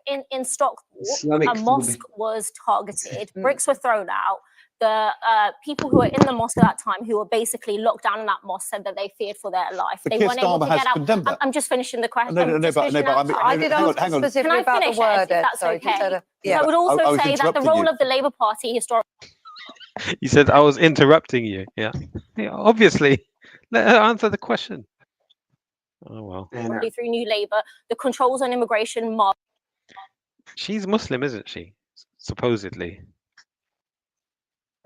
ما أعرفها. She's like your neighbor. She's your neighbor, bro. She's from Coventry. She's the MP for Coventry. Well, Oh, the really? She's empty? south of Coventry. Bro, what Zara are her Sultana. eyebrows? What are her eyebrows doing, bro? A'udhu billah. Where's They the look hijab, bro? Like, anyhow. What hijab? She's not wearing Never- hijab. Isn't that hijab? No. Oh no, it's not. It's her hair. Come on, bro.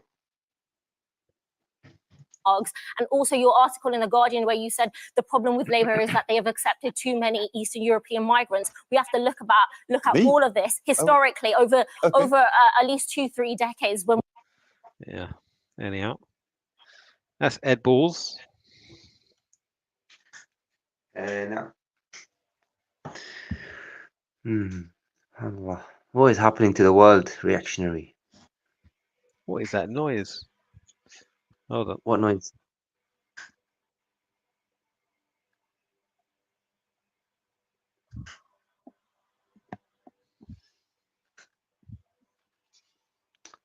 Ya Rabbi Allah. Astaghfirullah, too many. Reactionary, which country are you in at the moment? I've got some people mowing my lawn, I think. It's crazy. Oh. Yeah. Where you at, right? Me. Yeah. It's Leicester, bro. My Leicester. hometown. Yeah. No. And how's it up there? Did you have any Tommy riots? No, but we've got experience with the Hindus, so Yeah. we're ready for like stuff, you know. We know how to mobilize. Yeah, alhamdulillah. Alhamdulillah.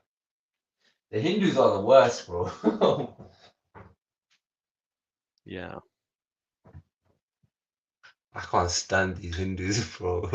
But no, it's why Dilly calls Sikhs our brothers, but he doesn't call Hindus our brothers. Why is that? Bro, I don't know, but there is a problem in the Ummah today of lack of basic understanding of al-bara'atu min ash-shirki wa ahli, which is like the third part of the definition of I think Islam. Andrew Tate has that problem. Yeah, he does. He 100% does. And Allahu Alam if he's a Muslim, bro. I don't know, because I had clear-cut kufr from him and shirk. So shirk as well, not just kufr, but like shirk, like. Yep. So I don't know. Allah musta'an. Will I rectify him? Because otherwise he's on the path of. Of Ridda. Yep. Yeah, bro. But we don't need to defend this guy anymore, bro. He's on his own out here. Yeah. There's super irja out here today. Do you know this Grayson Brock guy? He's Grayson. Oh, this guy Grayson. who claims to read the Quran and he hasn't taken Yeah. his Shahada, even though everything about the Quran is true. He hasn't Yeah. taken his Shahada. Okay. What Yeah. about him? And his past 3 shorts, yeah, Yeah. he's had disgusting words in the quotation marks, and he's acting like he's asking a question. Well, he's saying, "Oh, I'm just asking a question," and it's like, no, that's a statement, and then you're saying it's a question later on, and he's putting it in quotation marks. And no, we're not going to accept that. Any form of messing around with this stuff, like with the honor of the Prophet, sallallahu alaihi wasallam, it's like the red lines. Or Yeah. don't tell me you use the P word. Yeah. That's Yeah, stuff. scumbag. In 3 shorts in a row, and then people are telling him stop doing it. He's saying, "Oh, I'm just asking a question. Am I not allowed to think? Am I not?" It's like, wallah, I feel like punching him. Yeah. Yeah, bro. Yeah, they're just grifting. They use Islam to get views. Dilly. Do you watch the 5 Pillars show that they do sometimes? Yeah, I watch the podcast when they get good people on. Yeah. Like when they get good guests on. But I only watch Dilly. I don't watch the other guys, to be honest. Oh, look at this. The Southport incident. The teen suspect was a quiet choir boy who never left home, neighbors reveal. Wait, why are they still calling him a suspect anyway? Well, they have to prove beyond reasonable doubt that he was actually. A jury has to prove. Sorry, So a jury has to stupid, agree that he man. is guilty beyond reasonable doubt.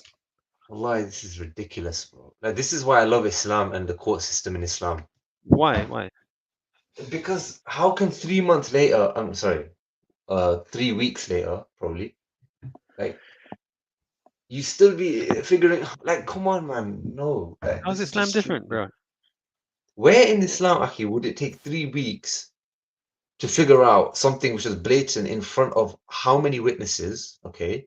We don't And how know. many victims? How do we know How what many? happened? Are you trolling? Are you serious right now? I'm not trolling. What do you know what happened? No, but many witnesses and victims are involved, right? And it's the most Yeah, and serious so of they have to crimes. gather all the evidence and present a case to the court. Yeah, you can't just convict people based on hearsay. We don't know No, it what's doesn't. happened. This, come on, but as reactionary, like, That's bro, Islamic. The you're burden not of proof serious. is on the claimant. That's an Islamic What concept. claimant? Claimants are due to claims, which are verbal claims, right? This is not a Hatu verbal. burhanakum in kuntum sadiqin. Bring your evidence Huh? if you're truthful. That's For, Islamic. yeah, for claims, which are verbal claims, right? Incidents, which are manifestations. I mean, how do you apply that here? You have to prove the person did what they did. Habibi, it's beyond reasonable doubt. There's no. How is it beyond reasonable doubt? He's there's physical evidence of blood and victims and witnesses, and it's like it's just How not do you know that? the overwhelming reality, you know? So you somehow have that, like wahi that he's guilty. Bro, come on. In Islam, do you think it would take this long to fix this situation? The people are grieving, the families are having to deal with it. They want justice quickly. They're not gonna wait for this long. Like, this is ridiculous when it's so clear that somebody has done something. Do you know what I mean? You say it's clear somebody's done something. How do we know? I'm not trying to just be, Yeah. what's the word? I don't. I Adversarial think. or combative. Yeah, you mean skeptic. Yeah, But you're not you being have to know. ultra skeptic. You don't want innocent people to be convicted in society, right? And you Bro, the also want to world. make sure it wasn't a hoax or a false flag, right? What actually happened? Who actually did something? Did people actually die? No, but they released pictures of Southport girls straight away, bro. And you've seen these pictures. Yeah, straight away they released the 3 pictures of the girls, bro. What of the The victims victims. Yeah, the ones who died. after being attacked, Yeah. or were the pictures of them like from primary school sort of thing? Yeah, from their age, around about the age they were. Ah, okay, yeah, but still, that doesn't mean anything. I mean, I don't know, bro. Someone in Southport is gonna be like, "Oh, we don't even know who these girls are." You know? You think people Well, I don't don't lie? know. Yeah. I think it's I don't know. You get signs, you get indicators Don't of you a find it hoax. funny that the culprit, the alleged culprit, is an actor? Is it? Yeah, Yeah, he's an but there's actor no. who worked on Doctor Who, some Yeah, but Doctor this Who was thing for the the. BBC. You know the Yeah, but Grenfell fire that started in the apartment also of an actor. oh,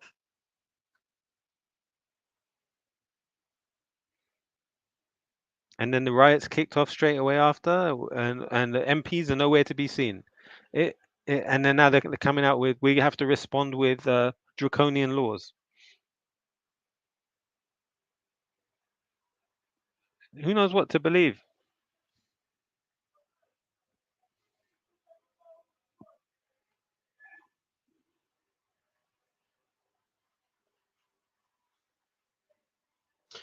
Yeah, I don't know. I think that's a bit far fetched, but I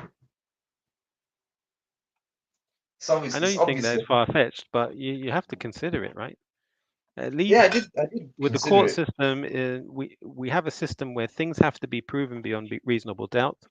Otherwise, people make up lies and then they'll accuse you of something. You get convicted, and Bro, come on, man. let the system take its course. Yeah. No, but they've charged him. They charged him straight away, Okay. obviously. So what does that mean? That means The he's charge clear. means, look, we believe you're guilty of something. We have enough evidence to convince us that we can win a case against you. Still, it has to go to court. And even with, look, you know how many people get charged and convicted, and it turns out they were innocent. Bro.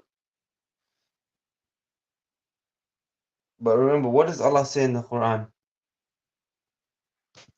Allah said, "Hatu burhanakum in kuntum sadiqin." Bring your evidence if No, you're truthful. no. Also, I'm just gonna call. إن جاءكم فاسق بنبأ فتبينوا. Oh, alaikum salam. Yeah, I think you got a call. So yeah, I don't know what your thoughts are, guys. Abu Mujahid thinks this guy's guilty without even going to trial. He may be guilty, but it should be proven that he's guilty, right?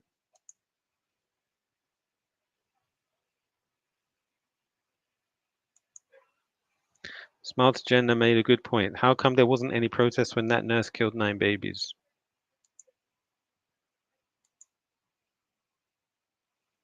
Yeah, good point. Eze, yeah, you made some good points when you jumped on, mashallah. So that was good. I'm gonna probably end the show for now. Maybe I'll come live again later on. But thank you all for your participation and for watching. And with that, and I may even do another lesson on the Islamic character as well. May go through that briefly. But for now, send peace and salutations on our Prophet Muhammad sallallahu alaihi wasallam. اللهم صل على محمد وعلى آله وصحبه أجمعين والحمد لله رب العالمين والسلام عليكم ورحمة الله وبركاته.